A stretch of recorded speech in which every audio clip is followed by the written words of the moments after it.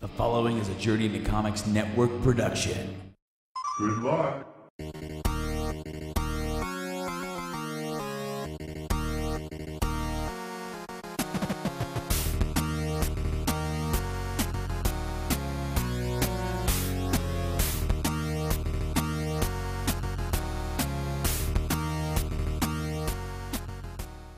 What's up, everybody? Welcome to the Game Addicts Podcast, the show where we talk about the modern and retro video games that we play and collect.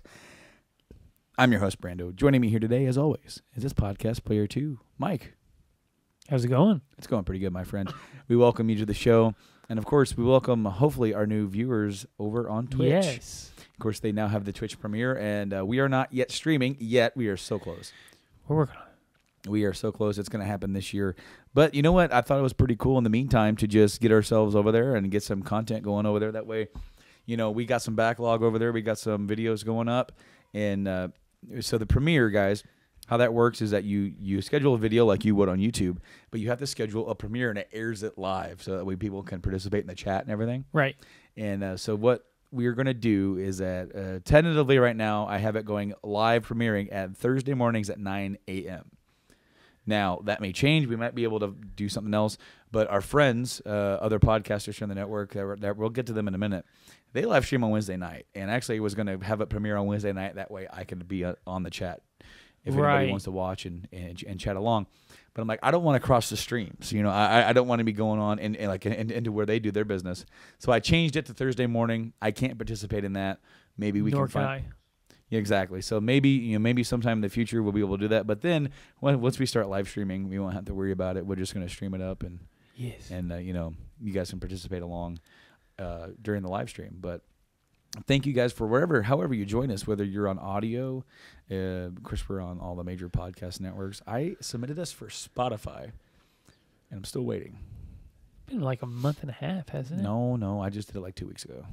Oh, I thought you did it like a while ago. No. I mean, for Journey into Comics Network, we're on Spotify. Okay. We're on Spotify there. Us as a separate podcast feed on the Game Addicts, we are not confirmed. We are under review.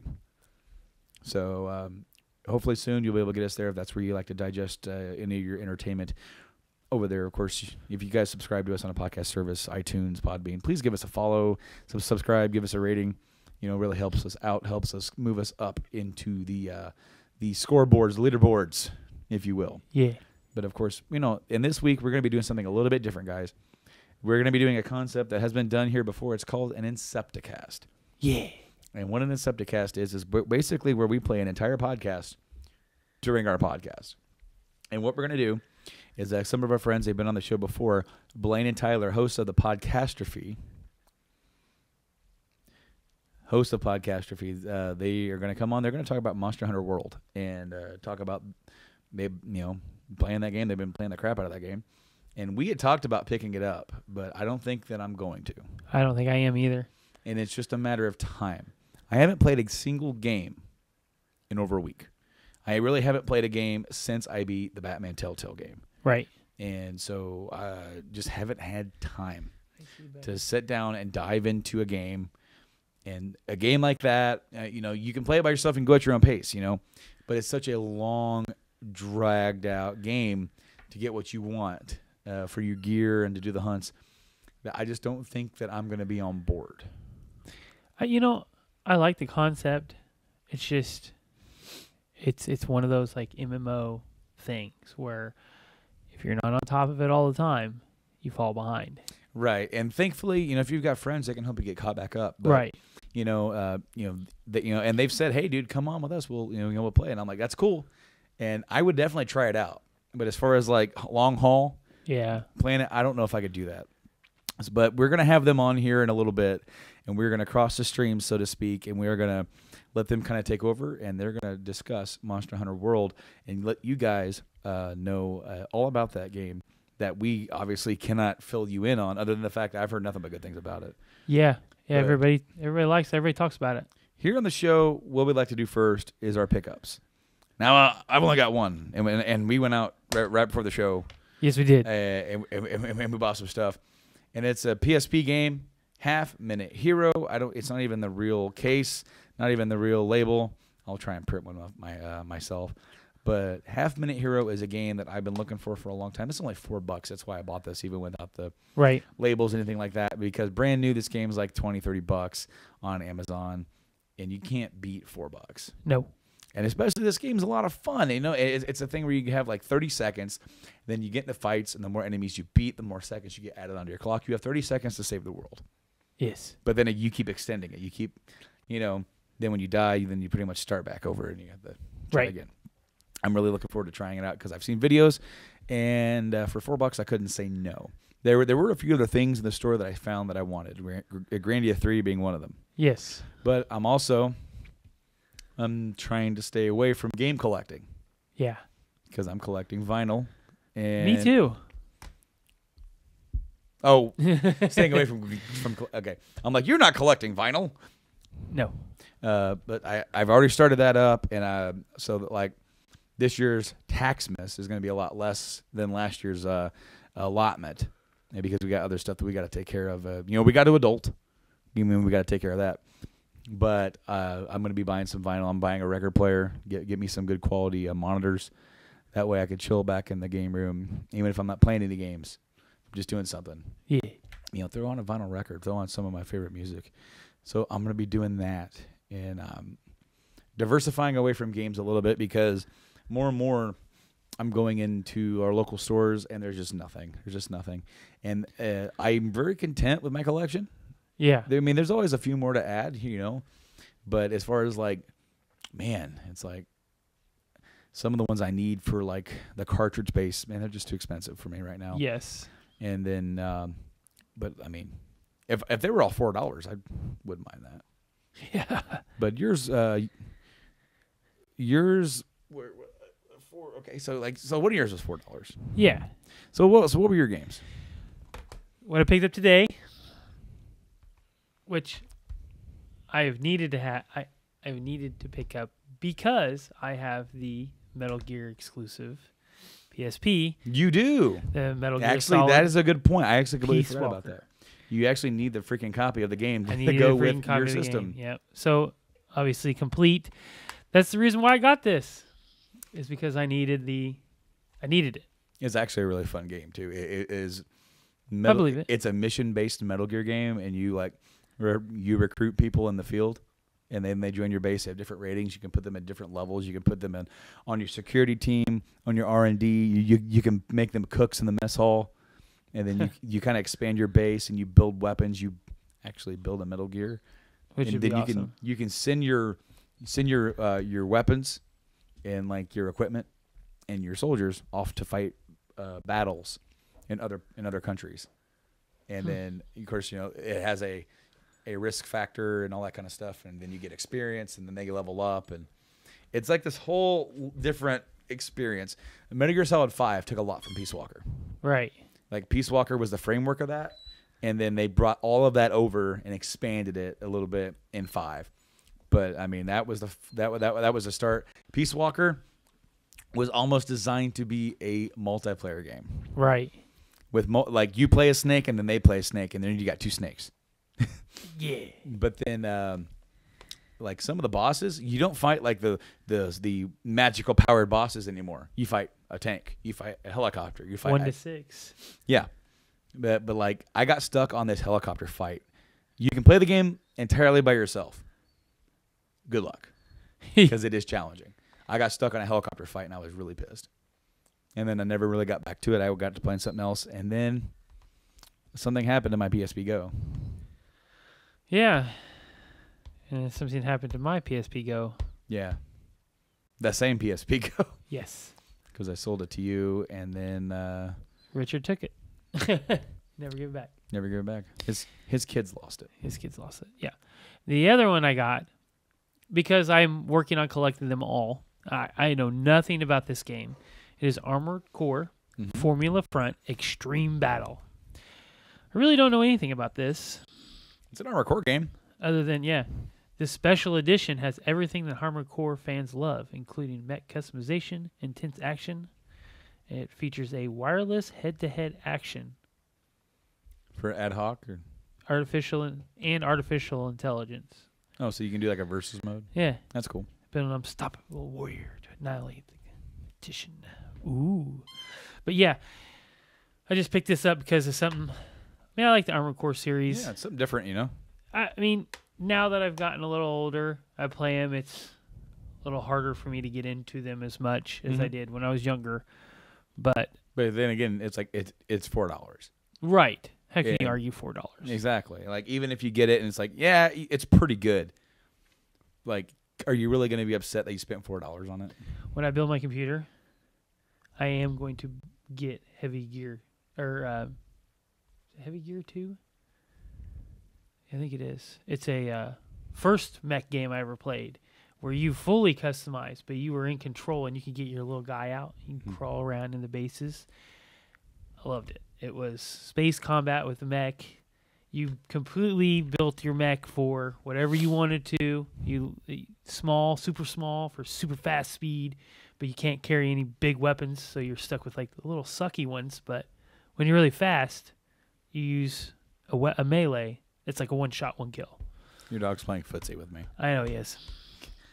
He's nosed me a few times. I really want to eventually pick up Steel Battalion for the Xbox.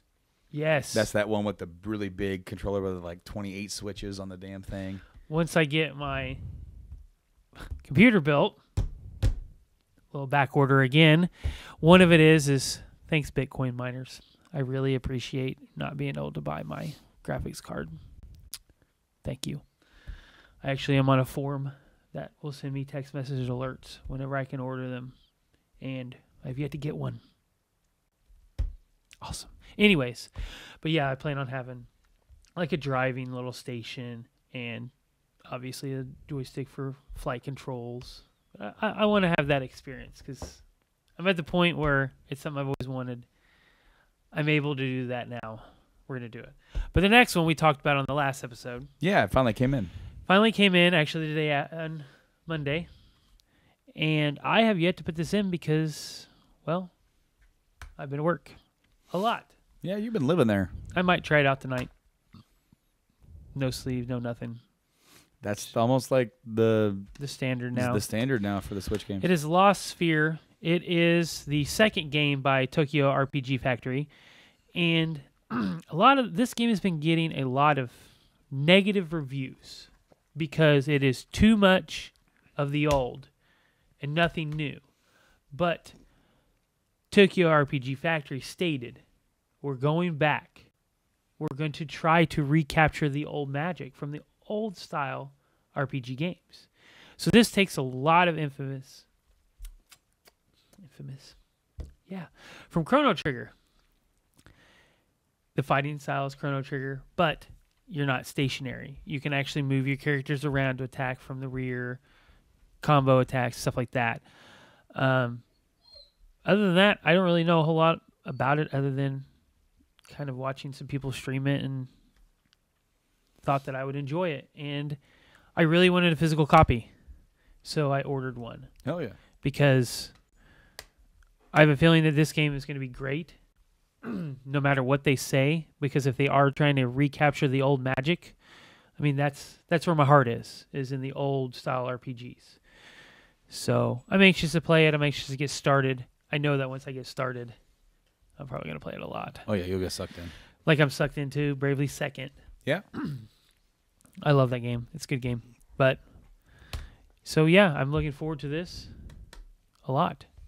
Yeah, dude. So yeah, that has to do with that's all our pickups, and I haven't been playing shit. You've been playing Bravely Second. Yeah, in the car after work. Yeah, and half an hour here, half an hour there. All right. So on the last episode, we talked about the Xbox Live games for February. Right. It is now officially February. Yes. But by the time this is up, now the PS Plus lineup has changed, and they availed them like pretty much a day or two after the last show. Of course they did. Yep. So here we are, the free games for PlayStation Plus if you have the PS4, PS3, or the Vita. For PS4, Knack is one of the PS4 launch titles. There's a launch title. And that's kind of cool. I've always kind of wanted to check it out because it kind of looks like it kind of harkens back to the old. Like Crash Bandicoot platform style, looks kind like of more like Ratchet and Clank. Well, there's like an action thing, and then there's like a little bit of a puzzle solving platforming Right. thing. So, yeah, but I've never really wanted to pay the money for it, to be honest with you. Yeah. You know, I heard it was good, not great. But hey, now for free, you can check it out. Also, Rime, R-I-M-E. Really? Yep. I'm gonna pick that up then because I've kind of wanted to play it. Yeah, Rime is coming out, Hi, buddy. and Yeah, I know you want to play. was that made by the guys that made Journey? I believe so. It looks, the art style looks very Art similar. style looks similar, but I don't know for sure though. I can't say. PS3. You know who would know? Our friend Nick Torres. Probably. Spelunker HD, Spelunker HD. and also for PS3, Mugen Souls Z. Now Mugen's like the only reason why I know what that is like a custom fighting game thing on PC. So I don't. It's got to be some sort of fighting game. Now, PS Vita, Exiles End. Never heard of it. And Grand Kingdom, which is Exiles End. Yeah, I've never heard of Let it. me see does it show a picture? No. I'm gonna look that up because I've actually been looking to pick up another Exiles game. So there you go. It kind of seems like Knack and Rhyme are your two big winners here, which it kind of seems like it's been that way for a long time. I'm kind of surprised they're still doing free games for the PS3, to be honest with you. Yeah. Because I would much rather them quit doing that and then just put more money into getting free games for the PS4. Maybe you can get some bigger third party. Because I remember when they first rolled out Plus, and I got it maybe like a year and a half into it, and I got like this for the first month. I got all those games were like over $150 worth of games, Right. for the first month, and I was just like blown away.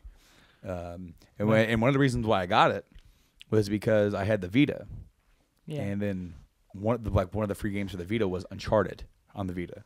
Right. And I'm like, well, there you go. I could just subscribe for a year, and I'm like, there's that game, and then there's all these other games. Right. Of course, that's when I also played, as you just... He's pulling me. Of course, that's when I played Sleeping Dogs and got that Right. for free. That was a fun game. I actually got to try out Battlefield 3. Played a little bit of that story, which I'm not even a first-person shooter guy. That's the first one I played in years. It wasn't bad though, and again, I got to try it out, and it was free, for the month. Right. So we got that. Now we're gonna switch. Now we're gonna switch gears and go back to the Switch, because we got some news on the Switch. Yes, we did. Switch has officially outsold the Wii U's lifetime sales in 10 months. 10 months. The lifetime sales of the Switch right now are at 14.86 million. It's still hard to find them. Still. All around here, in the Walmarts, every single one has at least 4 or 5. Yeah, I usually see about 1 or 2. About all I ever see. Now, that isn't all we got, because they got some. Okay, so the best-selling games on the Switch. I bet I know the first one. What is it? Breath of the Wild. Nope. Mario Odyssey. Yep. Yeah. Mario Odyssey has sold over 9 million copies. Yeah. Number 2, Mario Kart Deluxe. 7.33 million. That's a great game, though. I mean, I can't argue that. No, number 3, Breath of the Wild, 6.7. So there's your top. That's your top 3 games for that system. Like, those are the ones, like, they have to come out with it, in my opinion. Yeah. And okay, so like, think about it. Mario Odyssey came out in October. Yep. Late October. Mm-hmm. Over 9 million copies sold. That is almost at 9 million. That is almost 3/4 of Switch owners have Mario Odyssey. Yep. I know I'm one of them. Yes. Well, I mean, of course I got the bundle, but holy crap. Yeah. It also doesn't hurt that game is absolutely amazing. It is. So a guy at work brought his Switch in. Did he? Colby did. Okay. And yeah. he was playing it, and he was on the desert level, and he was trying to do stuff on there. And I kind of walked up to him. I was like, "Hey, you need to go ahead and put your hat on that guy right there, and you can see what you're doing." He's like, "Really?" Yeah. But he was playing it right there, like at the desk at work. I was like, "Yeah, I get it. Yeah. I wish I could." They're the ones that planted the idea into Torres's head that he should get a Switch. And I guess they were playing. He said they were playing Fortnite, And Is it on the Switch or no? I was gonna say I didn't think it was they were playing it on PS3 or Right. PS4. My bad. And in between rounds, the other guys were playing Mario Kart, like while they're waiting and all that stuff. right. And so they're playing like a race of Mario Kart. And then they're all telling them, yeah, it'd be cool if we all had. Well, I guess one of them was, and then the other dude got on there, started racing with him, and then so Nick is kind of left out in the cold, like. And then so like they played around, and he was the first one eliminated, right? Yeah. He goes, "All right, guys, I'll be back." And he went out in a blizzard. Why does this not surprise me? On a Sunday night, and bought the Switch. With Mario Kart 8. And then he got Mario Kart 8. And then he also got Mario Kart 8. He got I believe he got Breath of the Wild. Maybe. I think he got those two, and then maybe he got Doom, or maybe I know he said he hadn't played the newer Doom, so he goes, I'll go ahead and get it on there since I heard it runs good or whatever. Right. But I remember that Saturday before, he was like grilling me on it. He was like, if I did this, is it hard to find? I was thinking about it, and then maybe he didn't do it, and then like the next day he was like, okay, I'm going. So then I guess he went out and he got a Switch, but at that Walmart they were out of Mario Karts. So then he ran all the way across town to the other Walmart. He goes, damn it, I'm already out. I'm not going home without my Mario Kart now. So then he picked up, and then he got their last copy of Mario Kart. That's pretty funny. But like seriously, the Switch is killing it. And he probably came here to get Mario Kart. oh, like on our end, Yeah. like on our side, yeah, probably.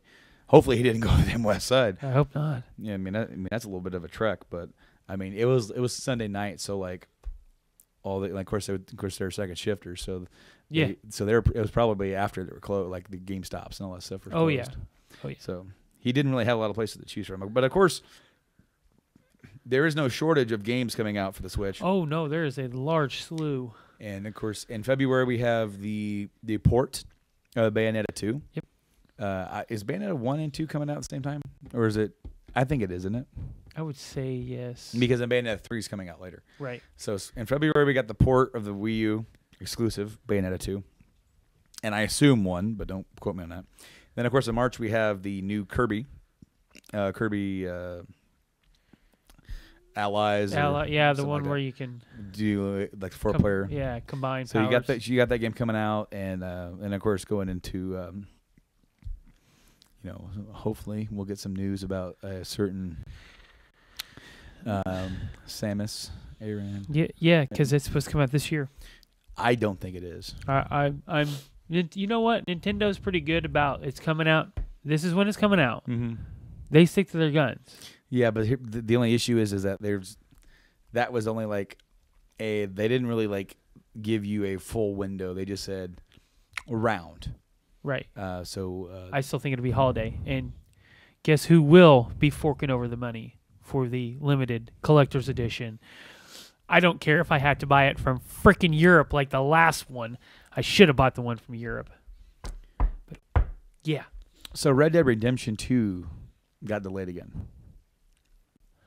I wonder why. Well, obviously they're finishing it up. They announced the date though this time. They announced a delay and a hard date, and so it's now slated to come out October 26th.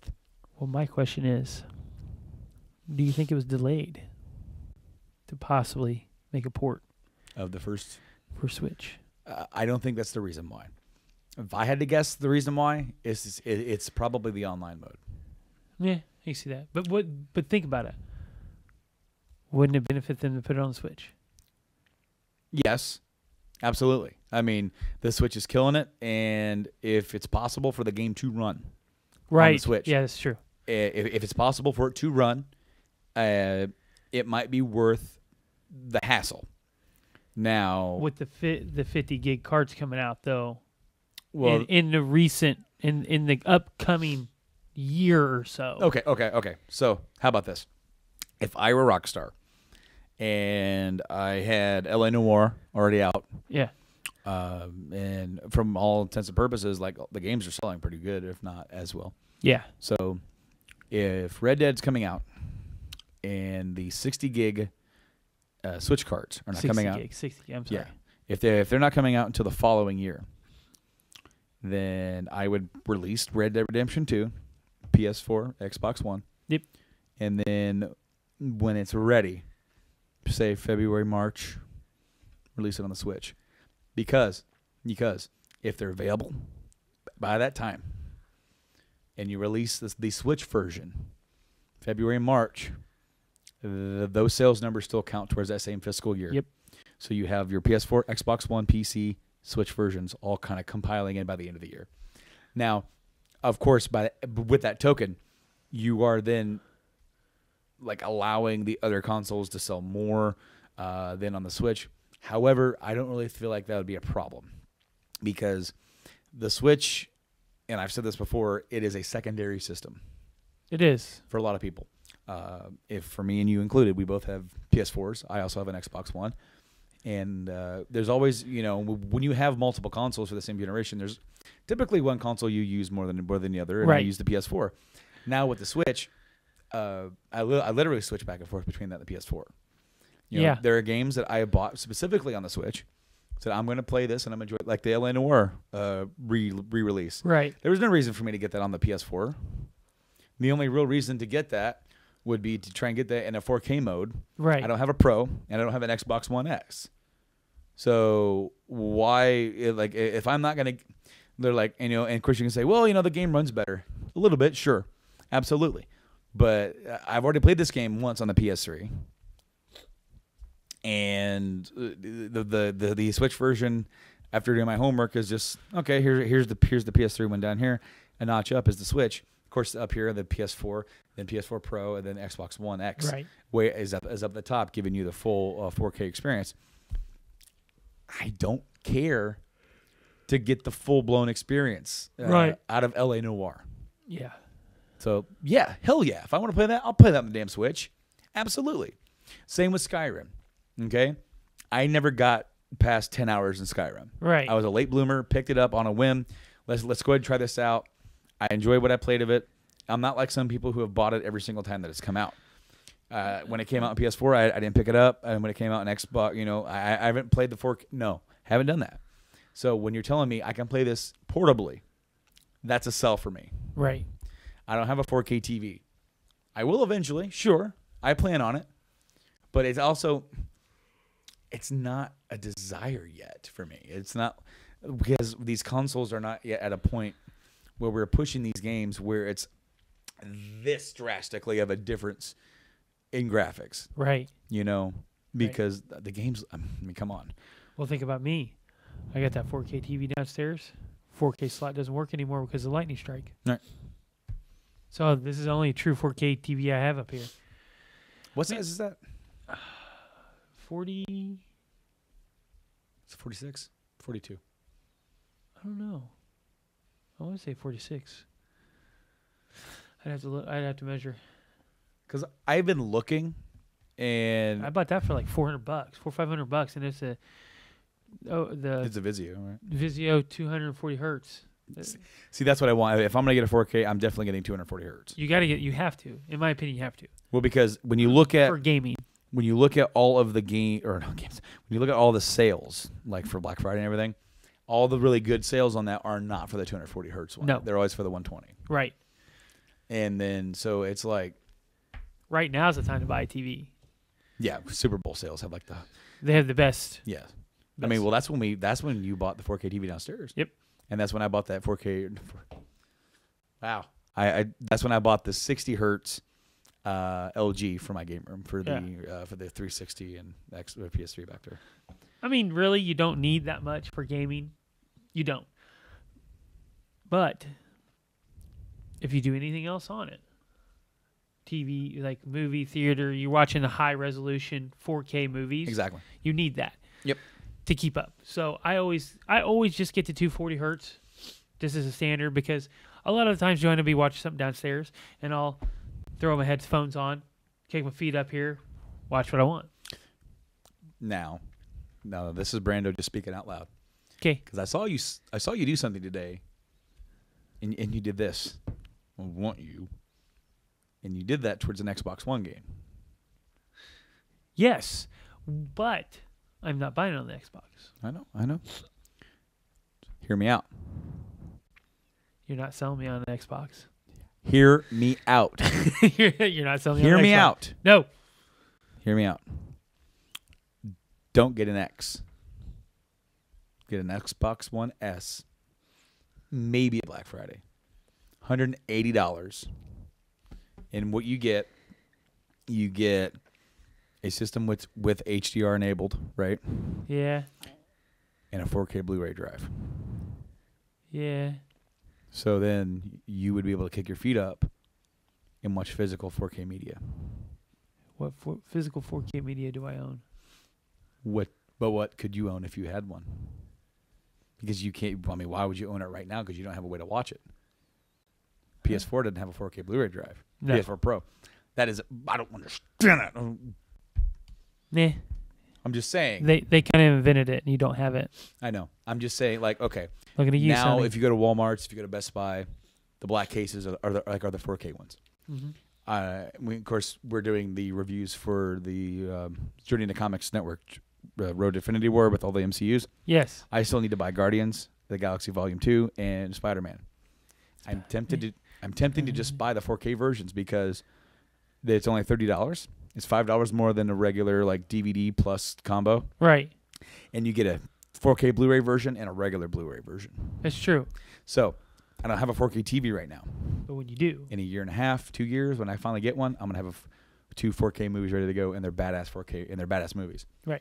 You know, and then just imagine how good they're gonna look. I don't disagree with you, but with the PC that I'm building, Yeah, sure. Are you gonna watch movies on your PC? depends on how comfortable the chair is. Because I tell you what, there's no chair in the world sitting on a PC make me want to sit there that long. The one I'm getting is the one I'm getting is Because I can't do that shit anymore. it is it's super comfortable and it tilts back. So it's just like a computer chair, like a really good computer chair, like the $400 or $500 ones you can buy now. Mm-hmm. But it has the good tilt back, has a nice soft armrest. I've already kind of looked into it, and I got my own little feet rest built into the stand because I'm buying a simulation stand. So we'll see. I hope it's comfortable. I truly do, because I don't think you can change that chair out, and if it's uncomfortable, I'm fucking screwed. I really am. Right on. Well, you know what?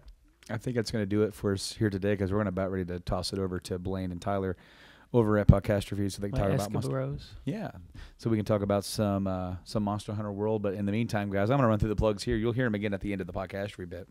But you guys can find us all across the webs. As I said before, we're on podcast services, iTunes, Podbean, Stitcher Radio, Google Play Music.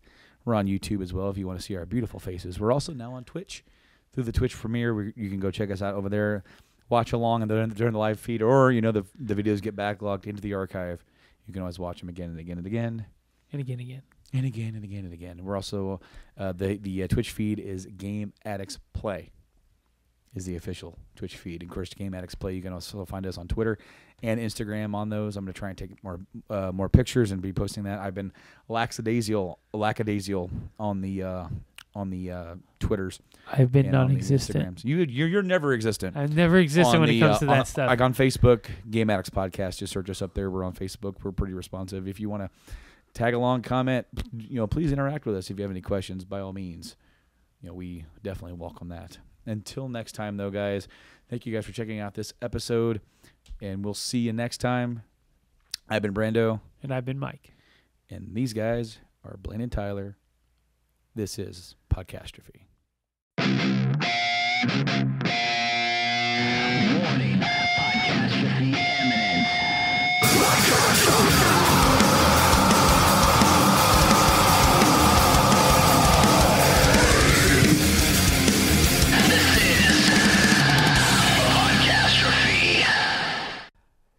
Hi there, ladies and gentlemen. Welcome to a special not-so episode of Podcastrophe. Actually, this is going to be on the Game Addicts channel. So thank you, Mike Norris and Brandon Stone, for having us on. I am joined, as always, sometimes, by my co-host Tyler. I've only missed one episode. You've missed one episode, and then I did another episode without you. So But that was a special episode. It was a special episode, just And I was still deathly ill. I'm still deathly ill. This is 3 weeks in, and I'm... That special episode was actually so we could do this episode, this not episode. Thank God. Because I knew we were going to be playing a bunch of Monster Hunter over the weekend and this week, and I didn't want to take away from our Monster Hunter. We literally turned our backs on society and our families. Basically. So, this episode is about Monster Hunter World and our experience with it over the last few days, since last Friday. We've both put in about 31 hours. Yes. Since Thursday night about 10 p.m. So we've put in a ton of gameplay, or a ton of game hours, in a very short amount of time. Experienced a lot of things, and here's our thoughts. Yeah. Before we get into our actual thoughts, we already have a question. Ooh, we already have a question from Mr. Nate Phillips, the Podfather, the co-host of Journey into Comics and Journey into Wrestling and Foodies Watching Movies, and the host of The Voice of Survival. Nate Phillips, Mr. Podfather, asks, I want to know if this is a good starting point for someone who is 100% new to the series. Can I go ahead? Go ahead, sir. So, just real quick, a recap. Monster Hunter originally debuted in North America and worldwide in 2004 was their first game. And then the primary focus for this gaming franchise has been Japan and the Asian market. That's kind of been Capcom's thing because they've struggled getting America and Europe to really buy into this franchise. And if you're going for is this something that I'm really going to be able to get into? Since it started in 2004, the answer 100% absolutely is yes. They've made this so accessible to everyone new, and they've added so many things that they've promised for the longtime fans like Blaine and myself, and they've nailed it 100%. Oh, yeah, definitely. I mean, there's been a few entries in the series where, like actually... At no point in the series could you just be like, fuck, I can't play because I didn't play the others. No, you can literally jump in at any point in the series. There's not like a story. Each game has like a story, and it's all based in this world of killing monsters and using them and living with them in your world, Well, and the cool thing about this entry into the franchise specifically is this is the first one with an actual story. Not just an overarching story and theme. It has a fully playable, I'm not going to say fully voiced because you still have to read a lot of it. But, there is actual voice acting this time around, not just grunts and squeaks and weird sounds. For cinematics, at least, it's fully voiced. But then you go to the actual, speaking to them. And then it goes back to the original, I'm gonna say 3 words, but you're gonna get 5 lines of dialogue, which is kind of standard for games that are geared towards the Asian markets. They've always kind of done that. But this is a game that you can play 100% by yourself if you want to. Yes. Or you have the ability to play with up to 3 friends or 3 random people. And what's really cool is you can play with anyone worldwide. Mm-hmm. Yeah, there's and even with a language barrier, you can still succeed. Yeah, that's all I've really had join me is just Japanese people. I'll see this random Japanese symbol just joined you, and we'll go and just whoop some ass, because they're Japanese and they're gonna whoop some Monster Hunter ass. Cause that's just what they do. That's what the Japanese do is they build cars and they whoop dragon ass. That's right. And J-pop, don't forget about that. Yes. But and they're also really good at being the only people nuked. That's true. America heritage. But so we as North America and Europe have kind of gotten the short end of the stick overall in the franchise. Yeah, There's been a lot of games that have been released in Japan specifically, and then never made their way to North America. Yeah, the market's just not over here. Until it wasn't. Until now. This is one of I looked at a stat yesterday. This is one of Capcom's most successful games in an existing franchise in a new market Yes. ever. So that's pretty big. I remember when Monster Hunter Freedom Unite. So the Monster Hunter Freedom series was PSP exclusive, and they were basically the first one was basically Monster Hunter G, which was a PS2 game only released in Japan. Correct. It was a re-release. It was a port to the PSP re-release. Yeah. So Freedom 2 was basically Monster Hunter 2 only released in Japan, but with a different. Like, they actually made a whole new game. It wasn't just a port. Yeah, but the quests were exactly the same. So kind of a port, kind of not a port. Freedom Unite, however, was an expansion upon Freedom 2. And Freedom Unite had, I believe, was the number one selling PSP game in the world. Really? Yeah, it held the record for me. Well, see, and that was something that I've always complained about because I'm not a handheld gaming kind of guy. No. I still have my original Game Boy, and I'll play stuff on my Game Boy, but I've never been into the PSP and the Vita or the 3DS or any of those handhelds. And when Capcom initially really tried to expand into North America and Europe, they went with, well, let's try and corner the handheld market. And like you just said, number one selling PSP game of all time. Isn't that what you just said? I don't know if it still is, but at the time, at the time, was. Okay, that's what I meant. So I want to say they nailed their goal, but at the same time, the franchise is still one of those greats that's been forgotten. Yeah, I mean it's a very until now, it's been a very niche thing, you know. Jennifer asks, is this strictly Monster Hunter discussion? Because I want to ask about a different game. You know what, Jennifer? Go ahead. Ask about a different game real quick. This is Monster Hunter focused, but like I said, Yeah. we'll be more than happy to participate with the chat that doesn't pertain to Monster Hunter. Yeah, so pop your question, Jennifer, after you hear this like 10, 15 seconds from now. Right. There's a delay. But go ahead. Let's keep talking while we wait on her question. So yeah, this game it's been very niche. I've been playing since 2004. I got my friend and roommate Andy into it, and he's kicked my ass every step of the way.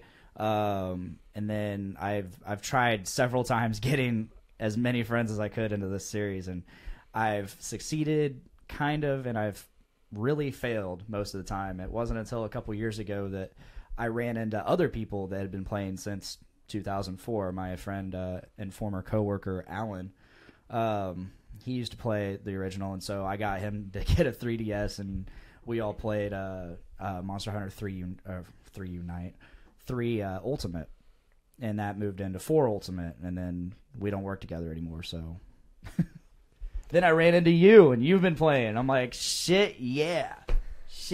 Love Monster Hunter. But we finally got Jennifer's question in. She says, have you played the new Resident Evil? And my answer is no. I have. I don't play it. I played, real quick, I played through shortly after it came out last year. It got really high reviews from almost every major gaming media outlet in the world. It was, for a lot of people, return to form for Resident Evil. It's the first major entry in the series where it's first person only. Yeah. That threw me off. Which was really weird for me. You know, I'm obviously a longtime fan of the series. But it's definitely a good 7 out of 10 for me. There was enough that wasn't traditional Resident Evil that I didn't really care for. But it's got a really interesting story. The gameplay is, you know, it's Resident Evil. You're trying to survive. And Before we tangent too far off this, because I want to say one more thing about Resident Evil. Go ahead. The thing I love most about Resident Evil is the fact that it spawned Dino Crisis. Right. And I love Dino Crisis. Me too. Dino Crisis 1 and 2. 3 was the reason I got an Xbox, the original Xbox, but Unfortunately, I never played that. looking back, I'm like, man, that game was shit. But at the time, I had a blast playing it because I was like 13. So Right. what do I know? But one of the cool things about the new Resident Evil is just like Monster Hunter World, it was Capcom trying to get a major popular, or actually the entire world's population back involved in one of their primetime IPs. Mm-hmm. You know that Resident Evil has been Capcom's bread and butter. Oh yeah, since its inception. So Mega Man. Well, I mean, major Mega Man's obviously the king of Capcom, but Resident Evil's up there in the 2 or 3. So my friend Justin Foster, he says this is the best Monster Hunter to get people in on since it's going to be so widespread. And I can't agree more. absolutely. Like it's perfect. It's so easy to get into. Well, and normally I complain about major franchises making their games accessible to new Yeah, people. there's not a very big learning curve. It is traditional Monster Hunter at its best With all the features we wanted. that they've promised Yeah. since 2004. Yeah, Jennifer, Resident Evil, the newest iteration, did a really good job of setting a tone. It's not like an action movie. It's supposed to be like a scary movie. So I watched Greg Miller of Kind of Funny and Game Over Greggy show. I watched him play like the demo and stuff, and it was interesting, but it just didn't catch me. I'm not really into, it's worth a play. Yeah, I'm not really into that style of game though. It's worth a play. It won't take you very long to blaze through it. But back on topic here. Back on topic, yes, Monster Hunter. Awkward pause here. So Monster Hunter traditionally has always started, you create your character. This time with World, we've got a lot more character customization options than we normally have in the past. And this is the first time for me where I got to create my single player kind of pawn or sidekick with the Palico, which is a sentient cat that follows you around and assists you on quests and gathering stuff and just being your pal, a co. But they did a really good job with character creation, I thought. Oh yeah, it's the most in-depth Monster Hunter has ever had. Like by that I mean like it's barely been there in the past. Right. You change hairstyle and a And little voice. bit voice and a little bit of face. That's it. Right. You get pre-selected faces. But especially when I first heard about World and first started hearing the first mumblings about being able to create your Palico and actually having a Palico all the time. Since I played the last game in the franchise that I played was 3 Ultimate, because I didn't play on handheld. We had the Chacalakas or whatever the hell they were called. Shakalaka. Shakalaka. You didn't. Cha-cha. Cha-cha. That's Cha-cha that's it. and Kayamba. Yep. You didn't have any customization really other than armor and weapons. Buffs maybe. It was basically not even there. But you have a lot of customization options with your Palico. Excuse me. Don't die. Which makes it really cool because you really get to customize your experience right out of the gate. Because if you're a person that's going to be playing strictly by yourself, like I have most of the way through the series, you're going to be looking at that stupid cat a lot. Yeah. So, and a lot of the customization options that they have for the Palico are really comical. You can make them look really pissed off all the time. Yes, that's what I did. Make them look like they're asleep. You can make them super cute. So I thought that was really cool. Justin asked, what are some of the things that you guys like best that they have added in this new Monster Hunter that would have otherwise gotten in the way of someone enjoying the game? A lot of the things I like that they added is they took away a lot of the tediousness, the little things that really, it was cool in the past if you were really into the game and it didn't bug you because you just love the game so much. But now they've added things like unlimited whetstones. You can sharpen your weapon unlimited times. That's a big thing, and it doesn't take up an item slot. Same with the barbecue spit. Same with the fishing rod. They've added the capture net, which is really cool. The capture net, you can capture little critters. Endemic life. You don't have to carry pickaxes. You don't have to carry bug axes. Bug nets. I actually really like what they did with removing bugs. the bug nets, because now in past games, you would run up to a spot that looked like fireflies in a bush, and you would tap the bug net button 4 or 5 times until one would break, and you might catch 3 bugs, you might not catch any. But now, as you're running throughout all of the environments, there's just bugs. Yeah, and you run up and grab them on the wall, and you're just like, "Oh, hi there." So I've really enjoyed that. And they've drastically reduced the amount of bugs, because there was all these different bugs that you could use for.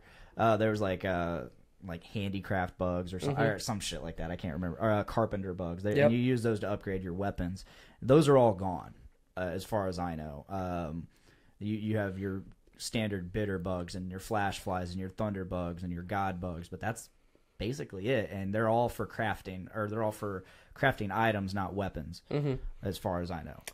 There is a couple special insects, I would say, that you can only get by drawing them into the the farm. Okay. Your farm in the game. I've got a bunch of them. As far as I know, you haven't gotten any. I have. Okay. I've been getting them. Yeah. So, but other than that, they're not used for anything other. Or actually, the ones that I've gotten are used for some armor creation. But other than that, no, you're right. All the insects in the game that aren't the endemic life that you can catch and release in your room, to just be there. Yeah, be there and browse while you're killing time. They're all there for item creation. Yeah, Justin also brings up the crafting system and the auto crafting system, and that is a huge help. I don't know how many times I've been in the field and oh shit, I just ran out of mega potions. Got to stop what I'm doing and craft them or whatever. And you can set it to auto craft. As soon as you collect an item, it'll just automatically craft it if you have the other item. And it's great. You'll always be fully stocked on mega potions and all that shit. So. Well, and it's added. It's how do I want to put it? It's a lot of tediousness taken out of it, because before a quest in the past, I would put 10 mega potions in my inventory, 10 regular potions in my inventory, 10 honey in my inventory, 10 regular herbs in my inventory, fucking blue mushrooms in my inventory, and then when a monster would go to another zone, I would have to stop, like you said, and recraft all that shit when I ran out. And now you're bebopping along, and as you pick stuff up, it just crafts right away, and that's great. Yeah, I was never one of the people that went to that much preparation. I would bring my 10 potions, 10 mega potions, and I wouldn't do the regular crafting stuff. I would bring stuff maybe to craft more traps and what. And my inventory was always full when I went out on a major quest. Okay, major quest. I could if I didn't think I was gonna have an easy time, I had stuff to craft more large barrel bombs, more small barrel bombs every time, and it's really nice that I don't have to do that now. No, you don't. You really don't. One of the things that I really like, while we're talking about bombs real quick, I don't rely on bombs as much as I used to. No. There's no need. No, because there's so much stuff in the environment. There's so much stuff in the environment you can rely on. Not only just the environment, vines and random pitfall traps and the cats that just randomly help you and whatnot. But you can rely on the other monsters. And while we're talking about that, we actually got some streaming footage last night, and this is me and Tyler playing with my roommate Andy Those of the podcast who have watched, you may know him as Captain Keyboard or Keyboard Commander. I've heard both. Yeah. Either way, they're Andy. both great. So this is us playing Monster Hunter. We were hunting a high-rank Baroth in the Wildspire Waste. And this is a prime example of us using another monster to just whoop its ass. And I started a little early, so you're going to have to sit and watch it for a bit. But we'll be on standby, reacting to it. Tyler didn't get to see this from my perspective, so it's fun. I got to see it from an entirely different perspective. Yeah. When we get to that point in the stream, I'll talk about it a little bit. All right, so moving over here. Baroth, you're a fucking douche. Diablos is down below. Yeah. I love this sliding system too. Mm-hmm. It's great. And especially if you have the Kestodon Nice. arms, it gives you affinity slide, which gives you extra affinity as you slide for a brief moment. I'm also not the best fucking player. Like, I am such a scrub at this game. I know enough to not be a piece of shit at it, but Shortly here in the stream, I get one-shotted by the Baroth. yeah. Okay, here I decided to use these wing drakes. Yep, there's me. I'm down. Wow.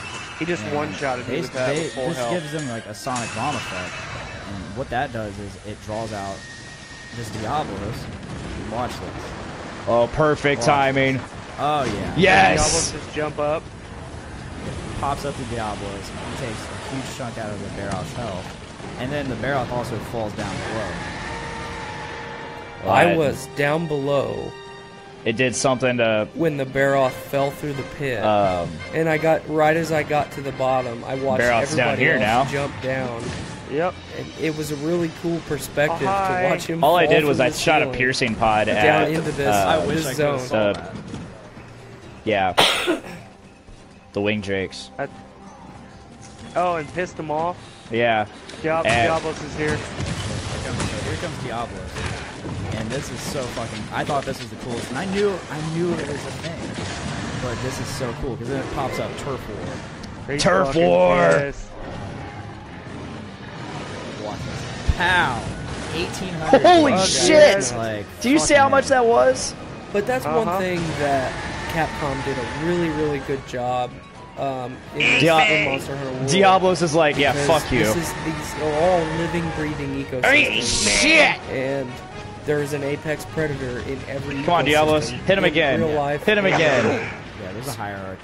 So the apex predator Diablos just made the Baroth, who's bitch. not the Baroth, you're a apex, fucking know bitch. his place. I love your commentary while you're playing because like Right, but still, Baroth I mean, just runs away. you gotta have some pride. and you're like, what a bitch.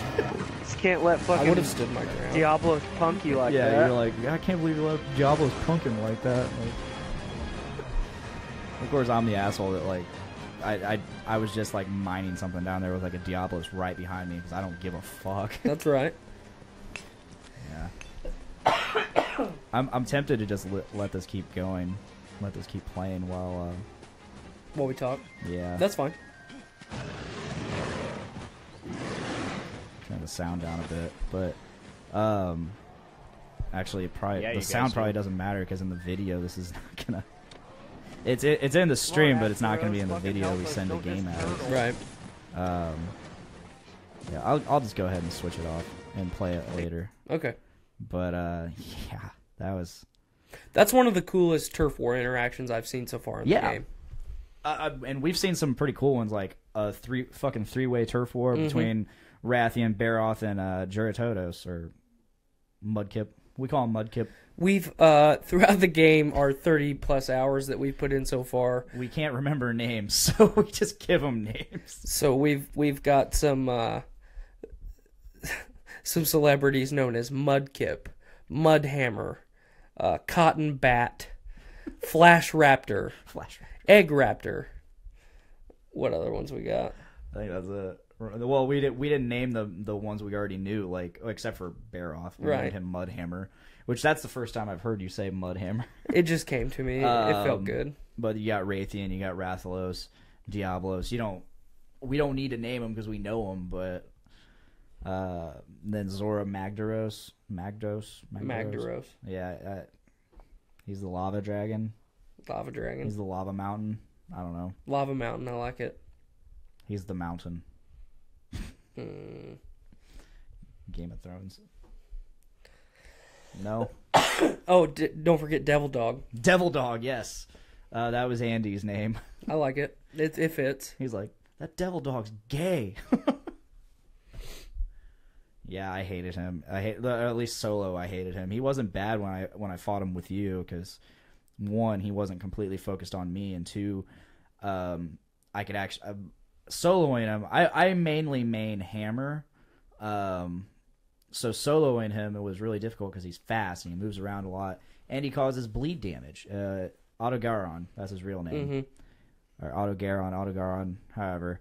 And but he causes bleed damage, and that sucks so bad. It's one of the most, in my opinion, it's the most debilitating status effect in the game. Yeah, because if you move around a lot, you bleed more. Yeah, it acts faster. So what you got to do is you got to sheath your weapon. You got to crouch down. You crouch down, and if you're moving, it doesn't do anything. It staunches it, but it doesn't get rid of it. So you got to stay still for like I don't know how many seconds. And then after it finally goes away, however, you do get a resistance to bleeding for a short time. And that's nice. However, I got the Autogaron's helmet, and that has bleed resistance. Oh, there you go. So I don't really got to worry about that anymore. I can't wait till we start fighting high rank him. One of the cool things that I've liked from World so far is in past games, monsters were just basically reskins of each other. Yes. And that's still true to an extent with like Rathalos and Raytheon. You know, they have enough to differentiate them, but they're still basically the same monster. There's a story for that, though. They're male and female counterparts. Right. So that's okay. But, you know, you look at like Kutku in the past and Gypsaros.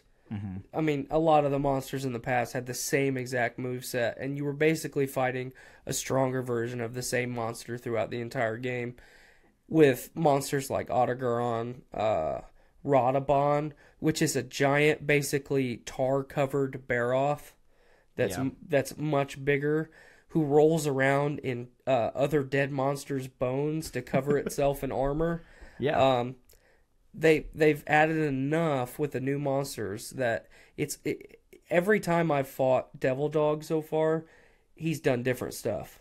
It hasn't been the same rehashed moveset over and over again. He's jumping around on walls. He's a reskinned Toby Kadachi, the lightning dog. Trademark coined. Bing. And then you got Flash Raptor. He's just like a blue flashbang. Velocidrome. No, the other rap. Kuluyaku, the egg raptor, the egg thief guy. And then you got. That's it. That's really it. Pookie is basically Kutku with poison. Yeah, which was Gypsaros, but small. It's a smaller Gypsaros. Right. I hated Gypsaros so much. I liked that fight. I hated him because he would do that move where he would charge forward, but he'd sway his head back and forth and shoot poison. Yep. And he'd just go this way, turn around, this way, turn around. He'd cover the entire area you were in. And it's just like you're constantly running around, and you're either running around trying to avoid the poison or him, or you're running around trying to actually catch him and fucking hit him. Right. You know, if you have no fear of the poison. Right. But yeah, I enjoy all the monsters, even the ones I don't like. I think the monster I hate the most at the moment is Rathalos.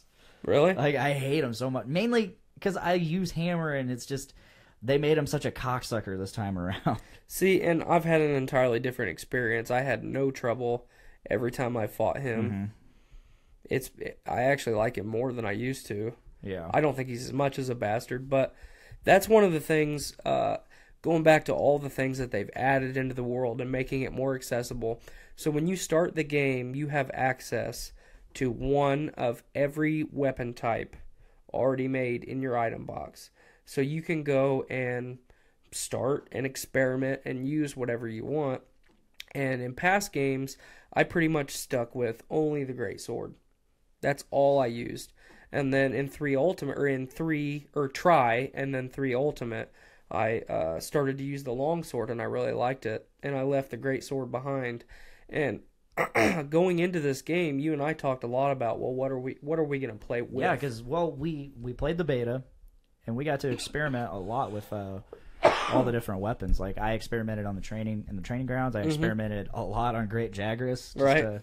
He was our little punching bag, and he continued to be in the actual game. But I experimented with every weapon, I think, except for the switch axe and the charge blade. They're powerhouses, but I just don't want to use them. I don't know. They're not fun to me. I will tell you this. I used the switch axe a lot in the beta. I liked it. It's enough of the great sword when you're in axe form, and then when you go into sword form, you get a lot more speed and mobility, and then you're really cranking out the damage.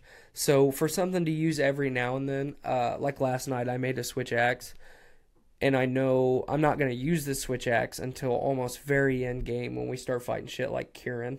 Yeah. I've got it set up to make it into a Kieran switch axe, so it's going to be kind of a niche thing that I use occasionally.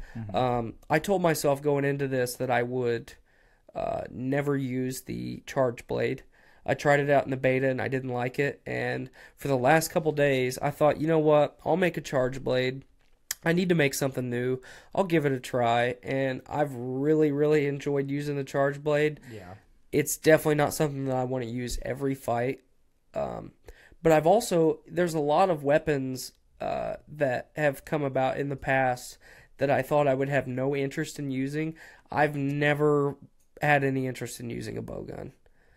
Now I kind of do. It's a lot of fun. When they introduced the actual bow into the series, I thought, how can you put out enough damage to make that viable?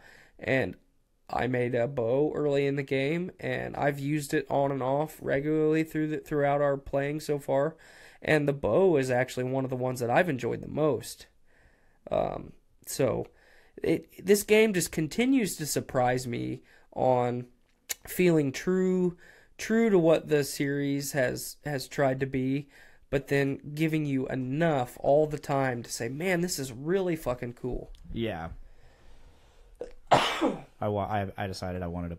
I could do this, so That's fine. Why not? It's a tiny little picture-in-picture, But you get to see it. Yeah.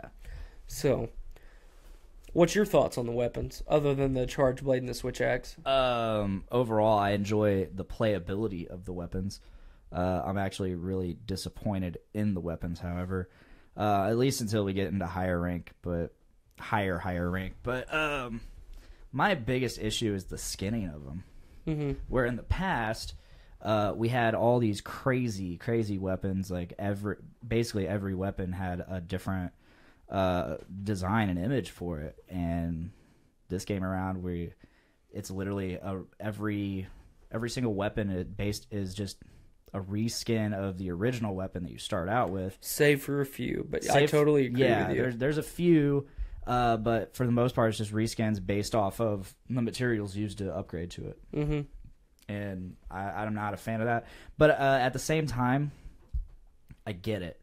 Like, this game is huge. They had to save some resources somewhere, and I think that somewhere was in the weapon.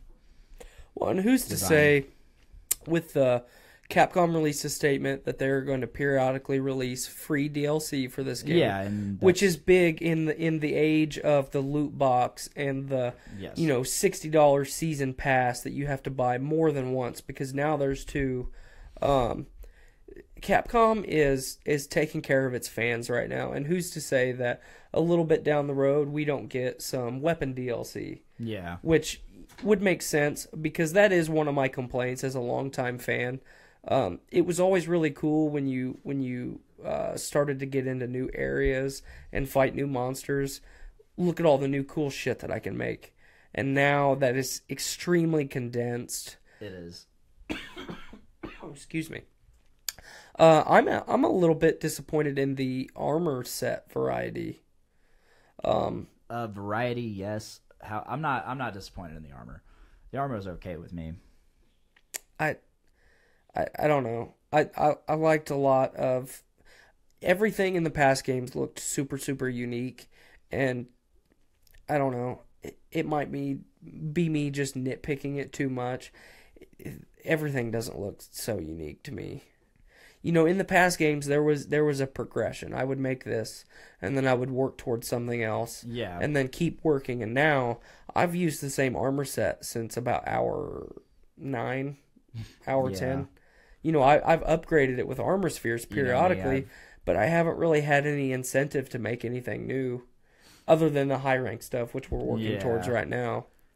Yeah, I've managed to. I kept the Jagras armor for a while, and then I moved on to the Mudkip armor. The Mudkip armor stayed with me for quite a while. That until I started killing Autogaron, Devil Dog. Then I started getting his armor, and it's tough. It has awesome skills, And it looks badass. and it looks really badass, and it kind of pairs well with all the others as well. But then I think the only high rank armor I have now is the Zora Magdaros and some Pookie Pookie arms. That's it. I don't have any right now. I'm still rocking the Anjanath armor. I had full Rathian too. I forgot. I was That's rocking right. that for a minute. Yeah, the armor I have no issue with. It's mostly just the weapons. And Andy just died in the feed. Yeah, it's mostly just the weapons, because they're just reskins, and you know they just don't seem that powerful when you're looking at their stats. I mean, you look at most of the weapons that we're at right now, and they just have like no green sharpness whatsoever. At least in from the menu and how far away it is, or I don't know, it just looks really small on the screen. And How minimized it is. yeah, and I'm like, I've branched out and done a lot more weapons than you have. yeah, You've stuck pretty true to the hammer. yes. I've made a long sword, a great sword, 2 bows, 2 insect glaives, and the charge blade. I And have a switch axe. In terms of use, I have stuck to pretty much just the hammer, but I have been crafting other weapons. But you haven't really used it. No, not really. Mostly, if I have branched out, in use. It's been the longsword. I've worked most of my stuff up to the point now on where the sharpness level is green for a long time. That was one of my biggest complaints for the weapons early on, is you pretty much have no green sharpness whatsoever. No, you don't. But at least yellow sharpness isn't like total garbage like it has been. Right. You're not bouncing off of everything with yellow sharpness like you It did in the becomes past. garbage once you get to green, but Red. no, I mean like once you attain green, like it's garbage. Right. Yellow's garbage. But and the way I've seen it in the past is there's a damage multiplier based off of your sharpness. Yellow is just neutral, 0 multiplier. You go to green and it's like 1.33% or times damage. Blue, there's blue, white, and purple. Purple, I don't know if this game will have purple, but there has been purple in the past. And that's the highest that you could get. I don't know what the damage multipliers for blue, white, and purple are, but they exist and they're pretty badass. And they basically just keep your weapon lasting a ton longer. Mm-hmm. Dropping my microphone on my face. Don't do that. I've done that. I've done that before. Like laying in bed, dropping your phone on your face. Yeah. Journey into Comics episode, I want to say 162, somewhere around that area. The title's Attack of the Yawns. Mm-hmm. I actually fell asleep mid recording, Dropped it on your face. and I fell asleep like 3 or 4 times that episode because it was 2:00 in the morning, and it had already been a really long day. Was that after the Steak and Shake event? No, this was before. Oh, this was like right when I first started Podcastrophe. No, we went up there. Brandon and I went up to Nate's neck of the woods to watch his band play. Mm-hmm. And while we were up there, we just recorded a shit ton of podcasts. Okay, I remember this. And we talked about it. they were talking about some stuff that I really had no input on, so I kind of dozed off, and on the recording you hear me snore, and then they chuckle, and then I woke myself up with my own snore because I heard it, and I'm like, oh my god. And then there's a couple like if you're listening to the episode, you can hear hit my microphone, hit my face. It was silly. I think Brews with Dudes episode 16, the last one I was on. Mm-hmm. I was falling asleep during that. It's hell getting old, man. Yeah, I had some drinks in me, and I'm just like, That'll do it. yelp. So, what's your Monster opinion so far on monster variety? I don't mind it. I like it. You think they've given us enough in 30 hours?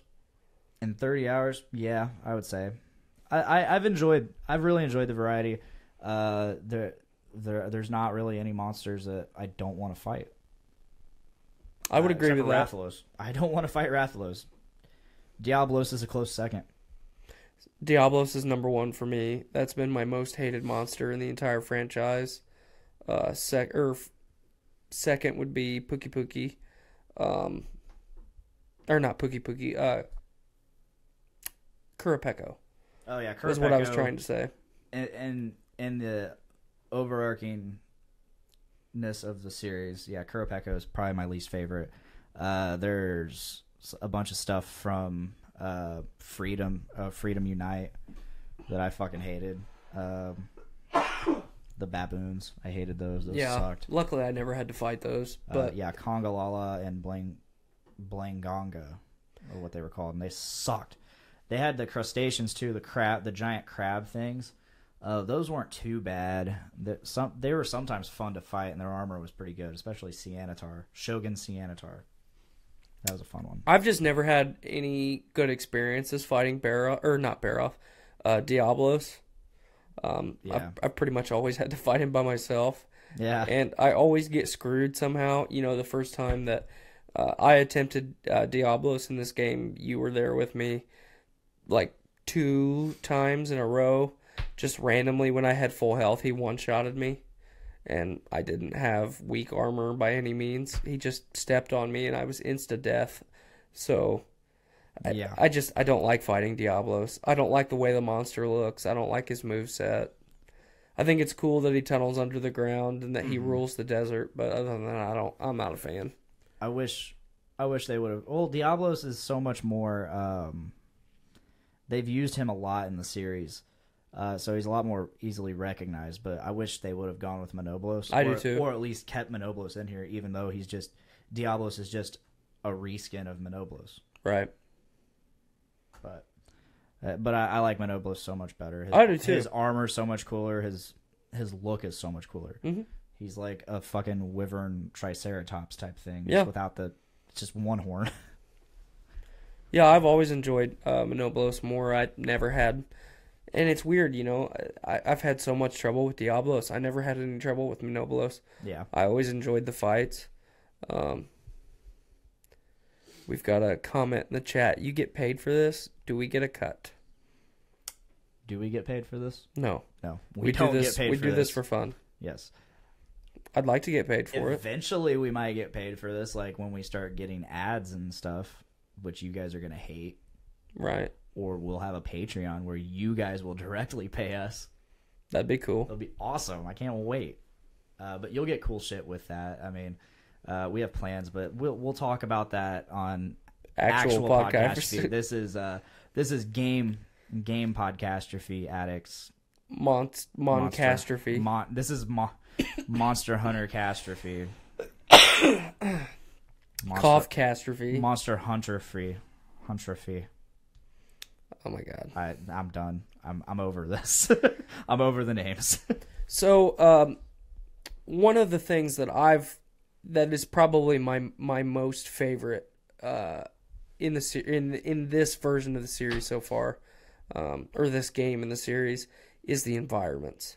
Yeah. Because not only do you have the ability to play in super ultra high def and look at these beautiful environments that Capcom has crafted, but they're all actual living, breathing ecosystems. Yeah.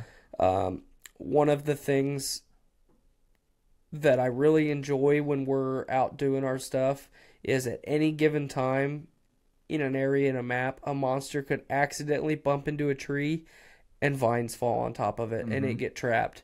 Or we drop a giant hanging rock outcrop down on top of it, doing a massive amount of damage. What did we drop that on that it was like absolutely ridiculous that we dropped it on? It was like the Are you talking about Kuliaku, when I dropped it on two of them at the same time? Yeah. It was Tobakadachi and Anjanath, I think. There was one where it was like Kuliaku and it was like complete overkill. It didn't kill it, but it did like fucking 1,400 damage. but it's like on this tiny little raptor. It's like just fuck you. But yeah, I had an instance, which is the first time I've had this happen the other day. I was fighting Rathalos in the ancient forest all the way at the top of the map. I apologize for constantly coughing. But all the way at the top of the map, and I hit him, and he stumbled just enough to bump into a waterfall rock outcrop. And the entire wall caved in, and water came rushing down from the top of the mountain, and it pushed both of us off of a cliff. And it did a lot of damage to him when he hit the ground. I was able to do a drop-down attack as I was falling. It's really over the top, and it makes sense, because if you were a hunter, getting really involved in the game, if you were a hunter hunting these giant dragon-like creatures, you're going to use everything at your disposal that you can. Yeah. You're going to scope out your environments and know, well, if I hit this rock wall with a bomb, it might push him off the cliff and I might be able to get away, or, it might kill him. So I can't praise Capcom enough for the little stuff like that they've added to the series that makes sense. Yeah. The tracking is fantastic. Now you're not just running to zone 4 every time because the monster's going to be there. Yeah, like that is one thing I commented on right away was everything doesn't just like have like set spawns based off the quest you're doing. You go into this environment, this quest, expedition, whatever it's going to be. You go into this zone, and you got to find this thing. It's somewhere, but you got to find it. And it's constantly moving. Yeah. We'll pick on the punching bag Jagras a little more. Great Jagras is roaming around the ancient forest, doing what Great Jagras does, pushing around its minions, eating Apsaros. It's a really cool thing the first couple times you see it. Jagras stroll into a pack of herbivores and just grab one in its mouth and swallow the thing whole. Yeah. And then waddle away all bloated. It's kind of dumb to watch now. We've played it so much. Yeah. But the first couple times you see it's really entertaining. Mm-hmm. I love watching, because the monsters, they not only interact with you, but they interact with each other. Mm-hmm. They'll fight each other, like not just the turf wars, but just like in general. Before it was like, okay, the Aptonoth things, which are basically like the fodder of all of Monster Hunter. They're literally the first thing you kill in the game, and you just get meat from them. But you basically, the only interaction between the monsters was either the Aptonoth ran out of the area because of a larger monster became angry, or the only other interaction was them accidentally hitting each other while they're trying to hit you. Right. And I've done that before, like in Freedom or Freedom 2. There's this arena quest where basically you're pitted against a Rathalos and a Rathian. I think it was a gold Rathalos or a gold Rathian and silver Rathalos. Very high rank stuff, very hard to kill, very, very hard to kill if both of them are in the same exact area and you have no escape. But there was a ledge, And what I would do was I would jump up on the ledge and put my guard up and just let them run into each other, fireball them each other. fight. Yeah, and eventually one of them would die, and I would take over, and I would take on the other. Right. Sometimes I would time out, and it wasn't a very effective strategy.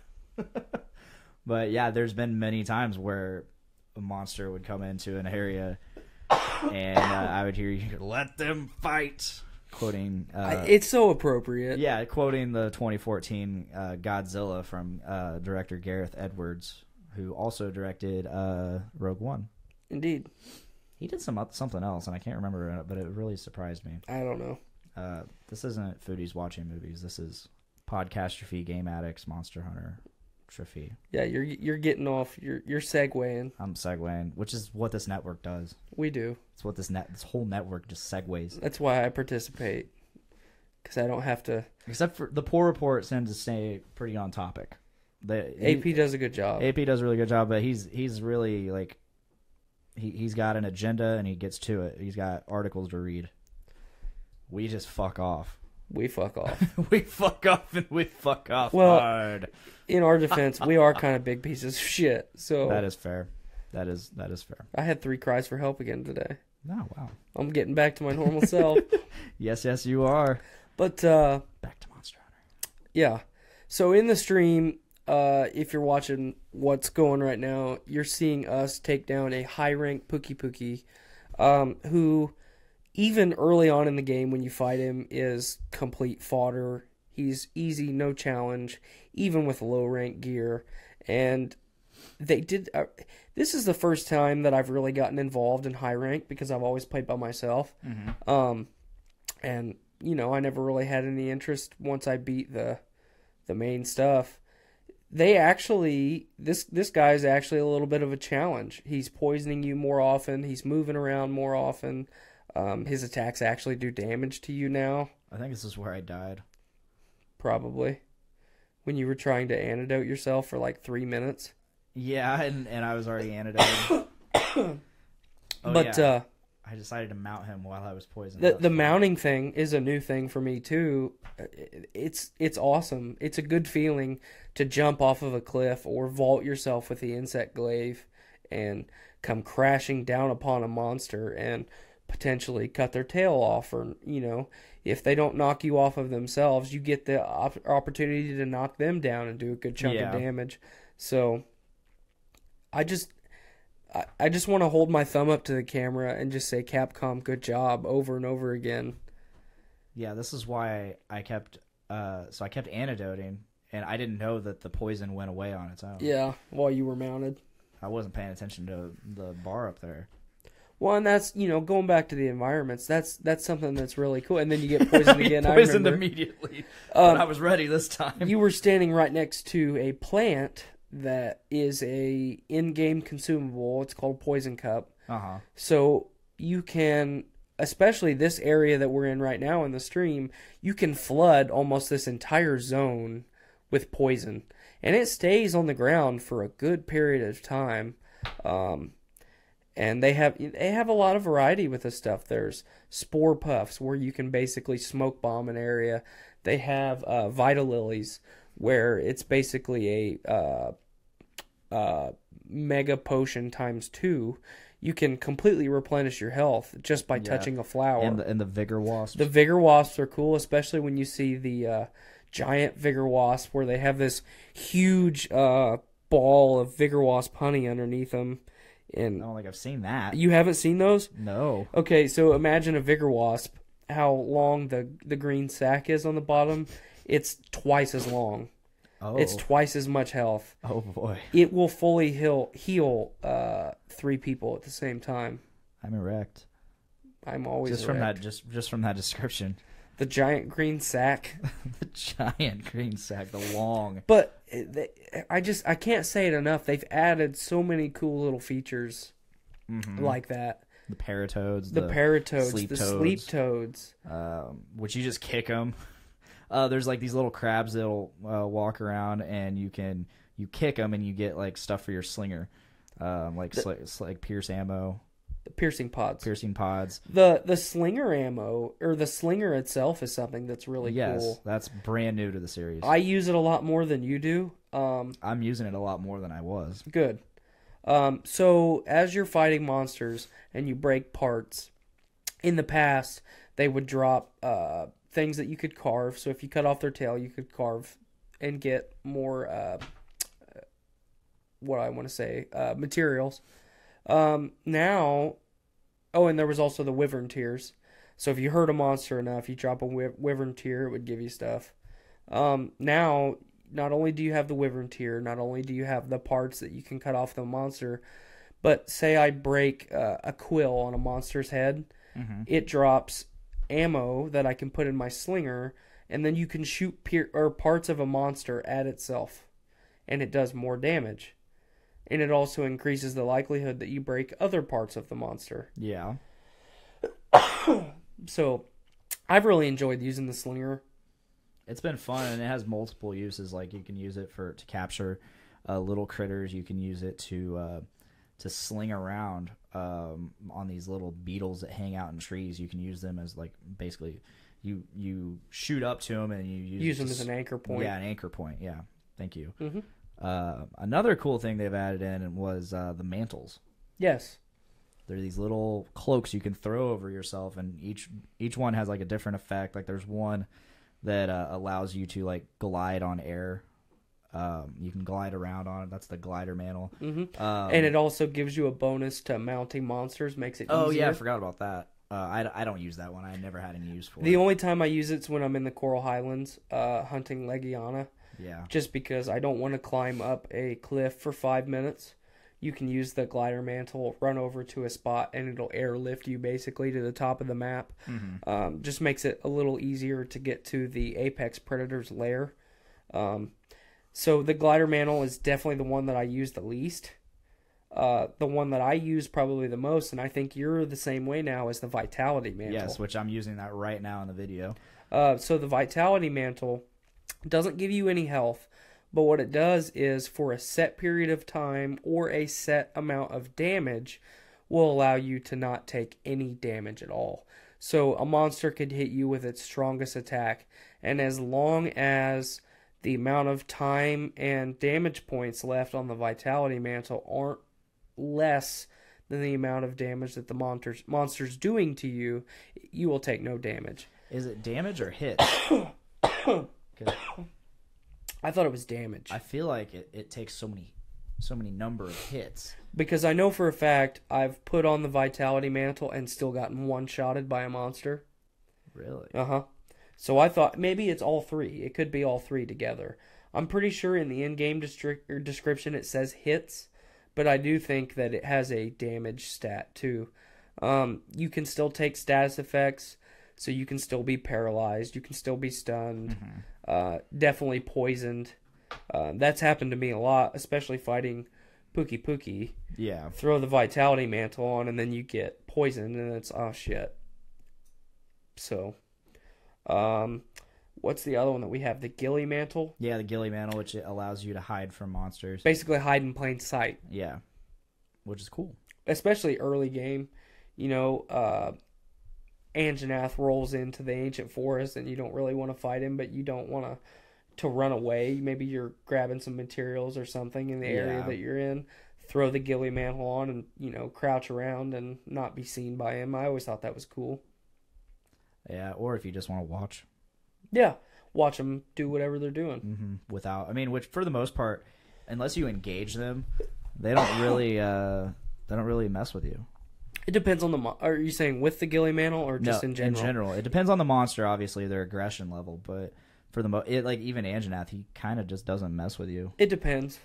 I've had him walk into a zone and just be pissed off immediately just because I'm standing there, and other times where I might as well not even exist. Yeah. So. Yeah. What else you want to talk about? Monster Hunter. You know, like I'm excited to keep playing it and see where the rest of the game goes. Like we said, we just reached high rank and we've mostly just been farming. Like we've been doing this little side quest thing that's going to open up more stuff. Well, that's a good thing we can talk about. So spoiler alert. So I'll try not to spoil anything. Okay. But so when you start the game, you have basically 6 tiers of quests. So they're all rated by stars. So you have all the way up until 6-star quests that are a part of the story. So you get the cutscenes and all of that. And then or at least my understanding was when we finished those 6-star quests, we were done with the story, and then we were right into high rank and basically end game. What I found out today is that we're only halfway through the story. Mm-hmm. So we potentially have another 20 to 30 hours of story. So for people that don't play a lot of video games, 60 hours of a story for any major game developer is good. You know, here lately especially, we've had a lot of game developers crank out crap that's only like 25 hours long. Yeah. So not only are we doing the high rank stuff now, but now we're still actively involved in the story, and I'm glad that I found that out today. But one of the cool things that they added to go along with the story to kind of break up the monotony, you know, obviously you're going to be hunting the same monsters over and over throughout the game, but they added the optional quests and the investigations. So after you finish a main story quest, you have the ability to do an optional quest, which is essentially the same quest. The rewards might be a little bit different. You watching that? You just that looks so cool, and that like Fire rolling around you. yeah, that fire rolling around me in victory. But you have the ability to go back and basically replay the quest. Not Yes. all of them, but the good majority of them so far. The rewards, the money might be a little bit more. You might have the ability to get more materials. There might be different monsters on the map. And then there won't be the cutscenes tied to it. So there is replayability there. But the cool thing that they added is the investigations. And they change all the time. Yes, and you just randomly get them while you do things. Mm-hmm. So as you do things in every zone and interactions with monsters and materials and consumables, you gain access to investigations. So you can go to a counter in the game and you get a list, which my list now I think is 10 pages long maybe. And there's like 10 or 15 investigations on each page. Yeah. So say I have access to 100 investigations right now. They're all different. Then they change up what you've done in the main story and optional quests a little bit. So Mudkip, Juraduros, or however you say him, the Juratodos, thank you. In the Wildspire Waste, I've got like 6 or 7 investigations right now that are all different. So it has the option of changing your time limit from 50 minutes all the way down to 15 minutes. Number of faints.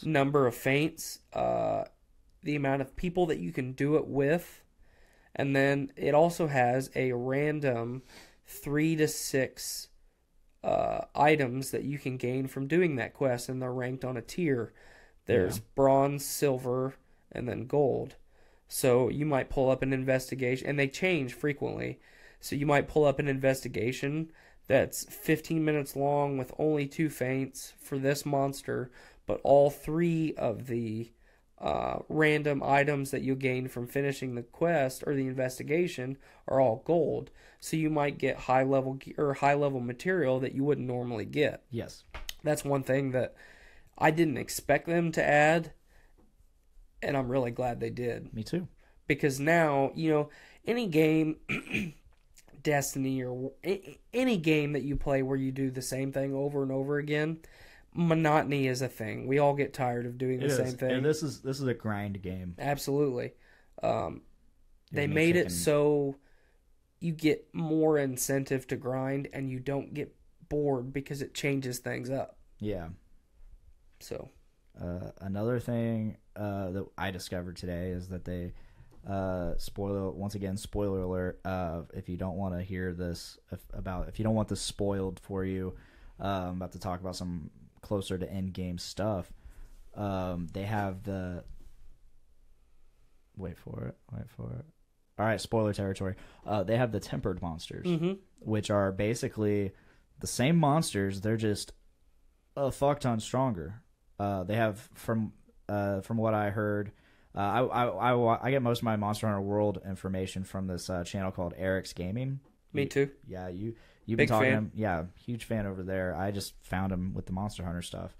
But the tempered monsters, they have the same health and, from as far as I know, the same defense stats. However, they hit a lot harder. Their damage output is significantly increased. Yes, and that's really impressive for like end game stuff, because by the time you hit end game, you'll have way better armor and way better weapons. However, that's all supposed to, like, as you progress through the game, your armor is supposed to, you know, reflect. It's supposed to even. It's supposed to be, you know, even. You know,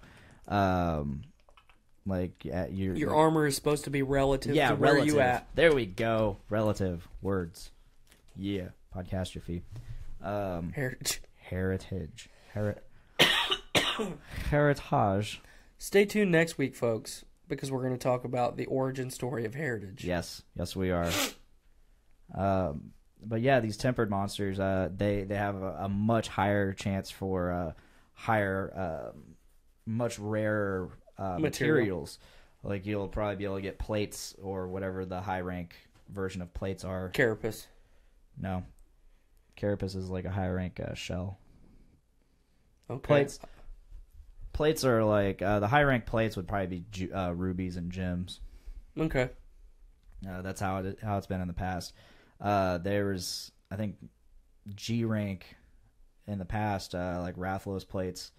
The G rank version of that was like heavenly scale or something like that. Okay. It was crazy. Or mantle. I've obviously never played G rank, so Yeah, it's much harder. It's so much harder. Oh, G rank's crazy. I got that far. We didn't get that. I didn't get that far in Monster Hunter 3 Ultimate, but I did get that far in Freedom 2, Freedom Unite, and 4 Ultimate. We had with 4 Ultimate, we had a hunting party. Like, we would just go over to our friend Alan's, myself, Andy, Nick Torres, and we would all go over to Alan's every Tuesday and just play Monster Hunter together. And we all got the G rank, and it kicked our asses. Yeah. So real quick, while we're talking about multiplayer, you and I initially, we'll say the first 5 hours of the game, Yes. were really, really disappointed with. Yes. And this started in the beta. Really disappointed with multiplayer in Monster Hunter.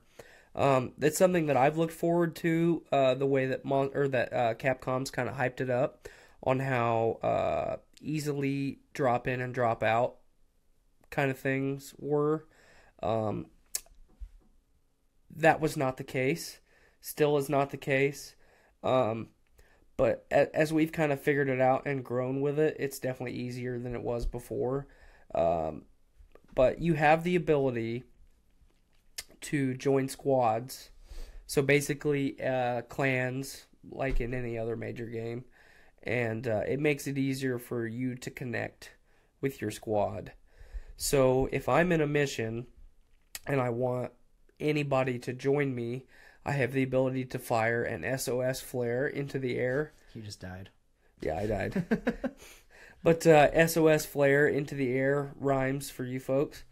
But and then that allows anyone worldwide to join into my quest. And it's faster for people that are in your squad because they can just pull up the quest counter, join squad, bam. Kind of lost my train of thought a little bit. But even then, if we were just trying to matchmake together, we've had a lot of issues early on with the servers going down and getting kicked out. Yeah, like our first day, we ran into the issue of PlayStation Network. It wasn't Monster Hunter. Right. It was just the PlayStation Network's like, We're going down for maintenance for like an hour or so. That happened like two days in a row. Yeah, I was like, okay, cool. I guess I'll play solo. Or what did I do? I think I actually left or something. I probably hung out with my girlfriend. I can't remember. Yeah, I think you hung out with Miranda. Yeah, I hung out with Miranda, and I actually lived real life for a minute. Okay, I remember what I was going to say now. Going with the multiplayer thing, they've done enough to incentivize you to play together with other people. Yes. But then at the same time, they were putting up roadblocks in the way, which weren't making it easy to do. And then to go even farther than that, Blaine and I started playing at almost the exact same time. We had talked about basically doing everything together other than, the initial first moments, the Right. first hours. We played separately the first night, opening night, and then I played a little longer than you, like an hour or two longer than you, because we had work at 5 a.m. the next day. Right. But so now, or from pretty much that point on, when we started to try and do the main story quest stuff together, they have this stipulation that you have to get to a certain point in the quest, see a cutscene before anybody else is allowed to join you. That's cool. It makes it so it doesn't spoil anything for you. But then, if I haven't done a quest for myself, I can't join you doing that quest. So it's been kind of a pain to figure that out, because it would have been, just a quick that's one thing that they have not shied away from or done without in this game is tutorials. There's a tutorial for everything, and they're all really short, which is great. Mm-hmm. But that would have been something that would have been nice to give me a tutorial for. There might be one, but we never got a indication to, hey, check out this tutorial for multiplayer, and then you'll understand why you can't play together. So that's one of my complaints. Yeah, that's pretty much my only real gameplay complaint. Mm-hmm. Yeah, that's all I got. Everything else, like the hitboxes are spot on. The gameplay itself, just everything's really fluid. Maybe because so in this Twitch stream alone, you and Andy both rocking charge blades. Yeah. Or just in general, I kept trying to get in there, and like there was so many times where like my attacks got canceled because one of you two had hit me. Okay, so your attacks were getting canceled because we were hitting you. My attacks were getting canceled because Andy was hitting me. Yeah, it's just chaos unless you're separately attacking different parts of the monsters. Well, and it's hard to do because the monster's moving around so much. So a lot of times we bunch up together just by happenstance. Yeah, and that's just how the game's always been too. Right. If multiple people are using the same type of weapon, then it gets a little convoluted.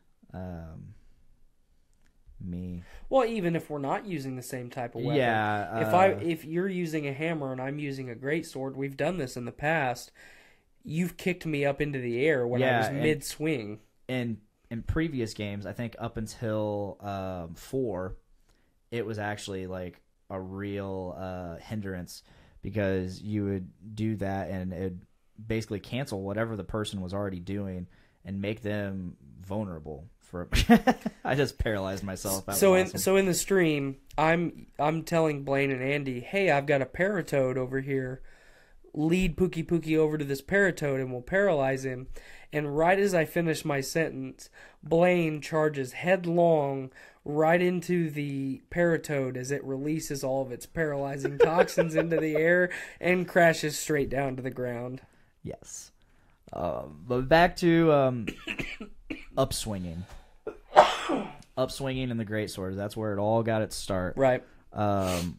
Basically, you do the move where you do like you swing your sword forward and over your head and back, and if you hit a fellow player, that would send them flying through the air. And that was really annoying back in the day. So everybody was like, no upswinging, no It's upswinging. still pretty annoying.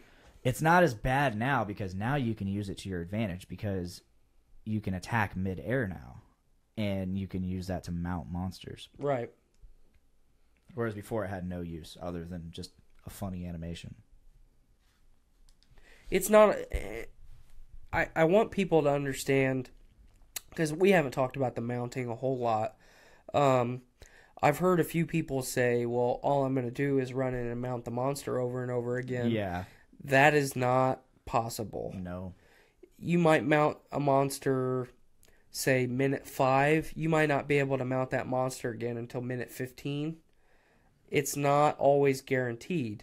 In the stream just now, you just did a jumping downward attack that the next time you do it might mount the monster. That time it didn't. There's a lot of, I want to say, hitbox type-esque stuff, things that go into mounting the monster. See, right there, you landed right in the middle of his back and mounted him. Shortly before that, I did the exact same thing and hit him in the exact same spot, and I just cleaved down through him. So, it's a fun mechanic. It's not something... I'm glad they set it up that way, so it's not something that gets abused constantly. Yeah, it's definitely better than it was in 4 Ultimate. In 4 Ultimate, yeah, it was basically exactly this, minus this little charge attack that I just did. You just literally attacked it, and then it fell over. And, yeah.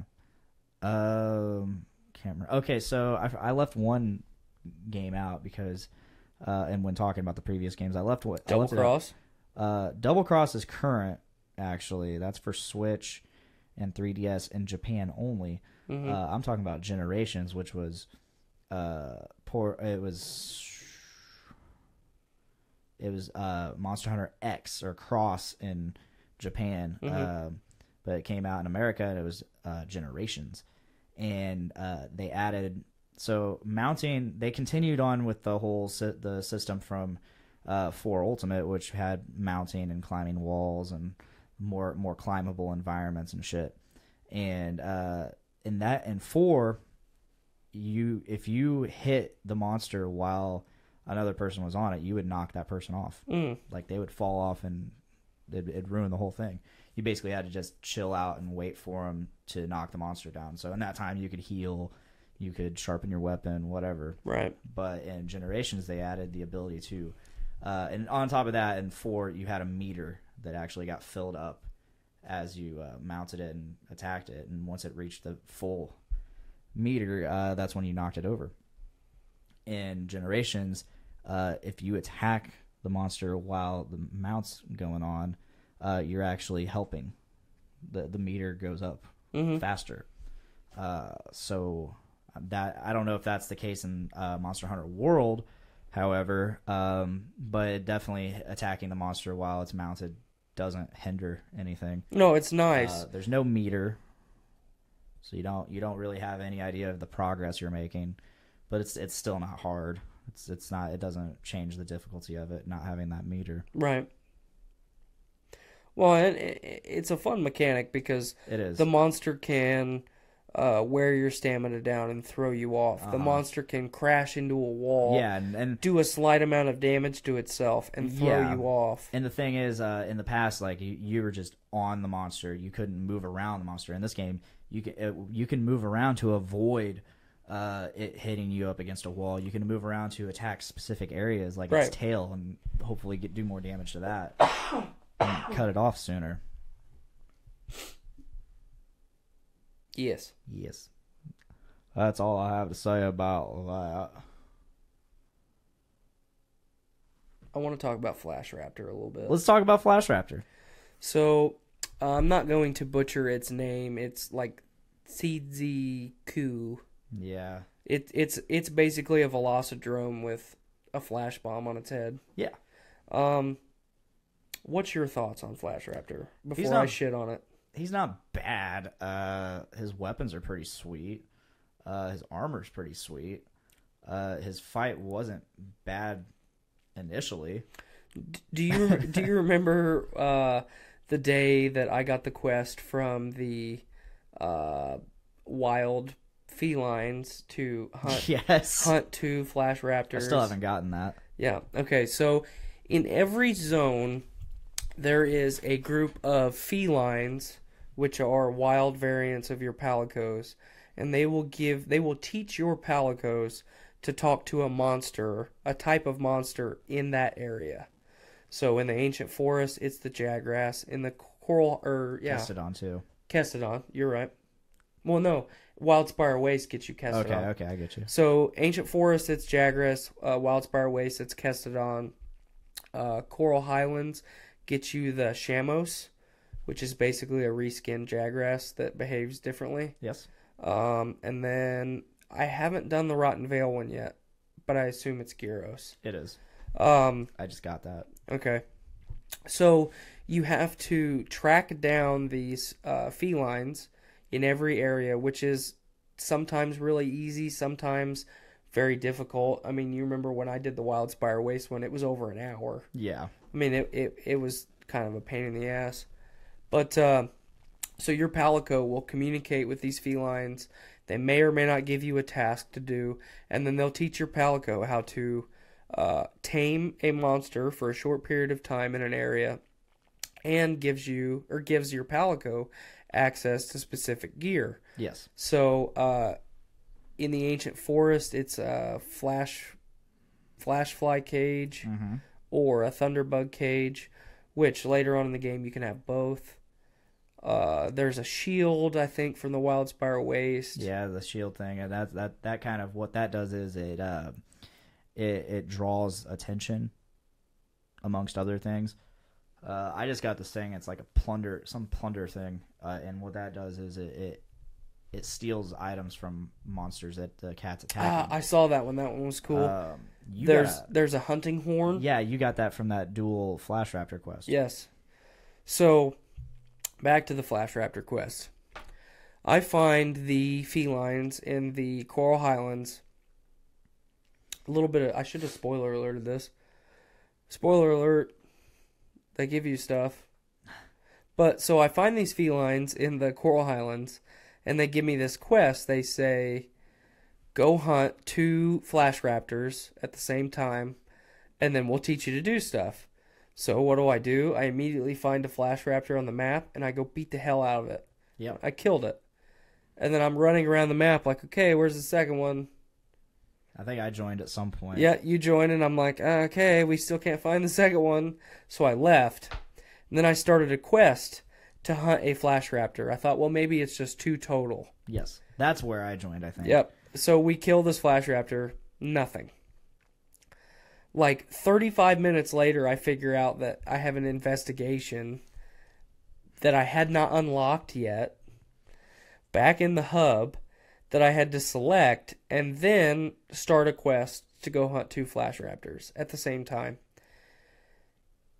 All of this was like a 2.5 hour, maybe 3 hour long debacle. Yeah, because we spent a lot of time in the Coral Highlands.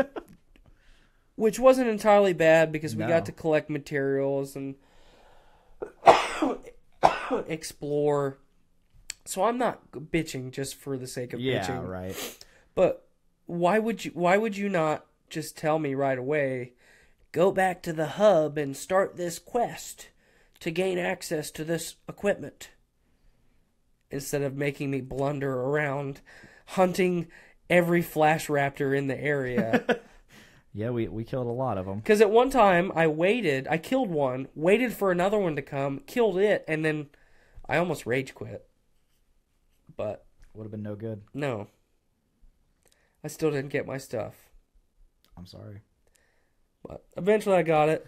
On a positive note, my opinion, the Flash Raptor is one of the cooler new monsters in the game. Obviously, it is a reskin of the Kuliyaku. It just doesn't pick up eggs. It just doesn't pick up eggs. It just Or rocks. flashes you. So it has organs on top of its head. And I like the way that they did it, that it's not just facing front, and then if you're in front of it, you're blinded. It has a light that it almost projects onto the ground. And Yeah, if you're and within it's that got a light... range. Yes. So if you're within that light or within range of that light, it flashes you. If you're standing just on the other side of that little line that it projects on the ground, you're fine. So periodically, while you're fighting other monsters in the Coral Highlands, Flash Raptor will just come out of nowhere and be like, well, fuck y'all, and he'll flash everything. So Yes. I thought that was a cool mechanic, just because it goes back to the living, breathing environment. And every area in the game has a hierarchy of monsters. Flash Raptor is the lowest monster in the Coral Highlands. So But it makes up for it by walking into an area going, fuck y'all, and then flashing everybody and then walking out. right. Like, fuck you guys. While we're on the topic of the Coral Highlands, real quick, the Devil Dog, the Eroticon, or however you say it. Autogaron? Autogaron. Autogaron. It has the ability to leave the zone that it's normally in and come up to the Coral Highlands. Really? You haven't seen that? No. Oh yeah. I was hunting a Legiana a couple days ago, and I knocked it down, and it was squirming while I was beating the hell out of it. And up over the mountaintop came the Devil Dog, ready to do some danger or some damage. Oh my God. So, I'm like, oh my God. I didn't know that it could be there. And that's kind of cool because two areas in the game tie directly into each Yes. other. And it goes more into the the environment, the ecosystem.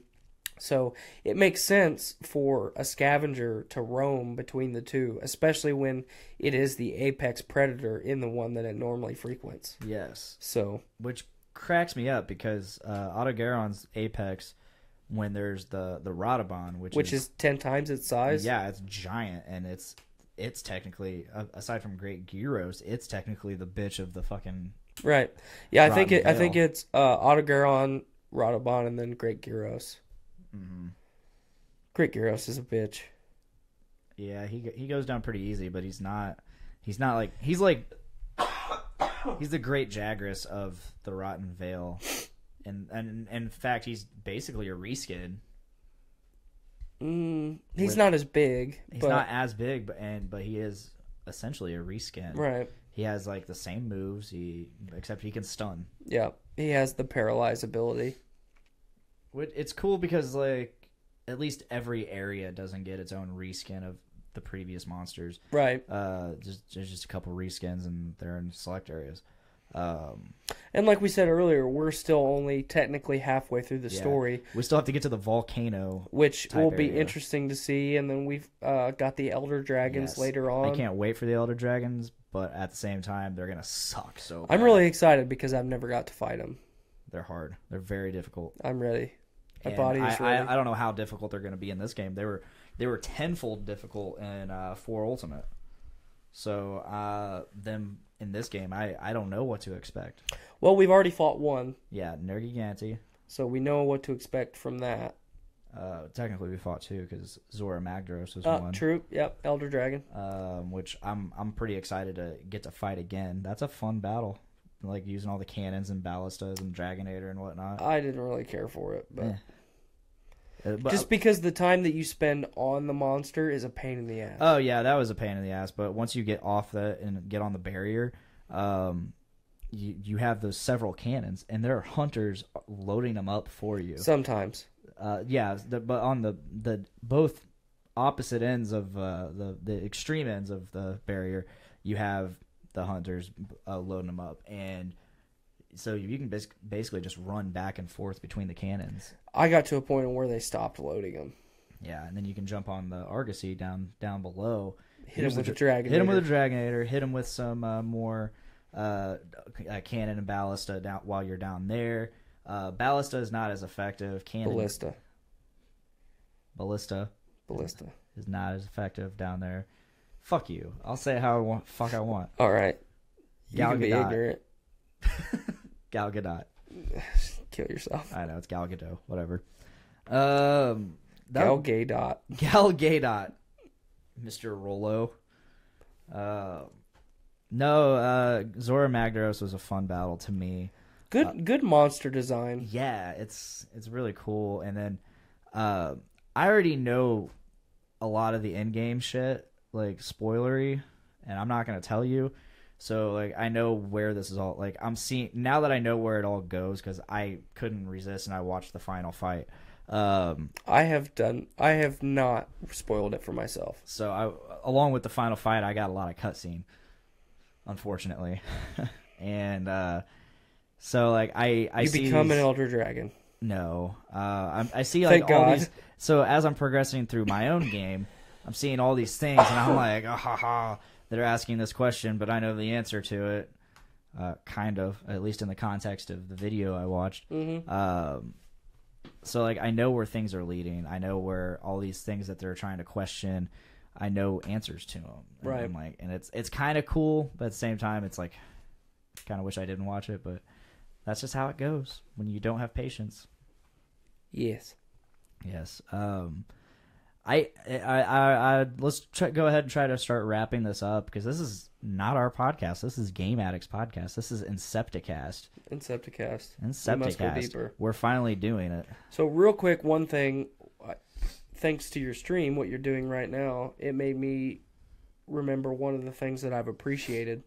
So throughout the series, you've been able to go to bone piles of dead monsters and gather redundant, useless material Like mystery bones. like mystery bones or, the occasional small monster bone.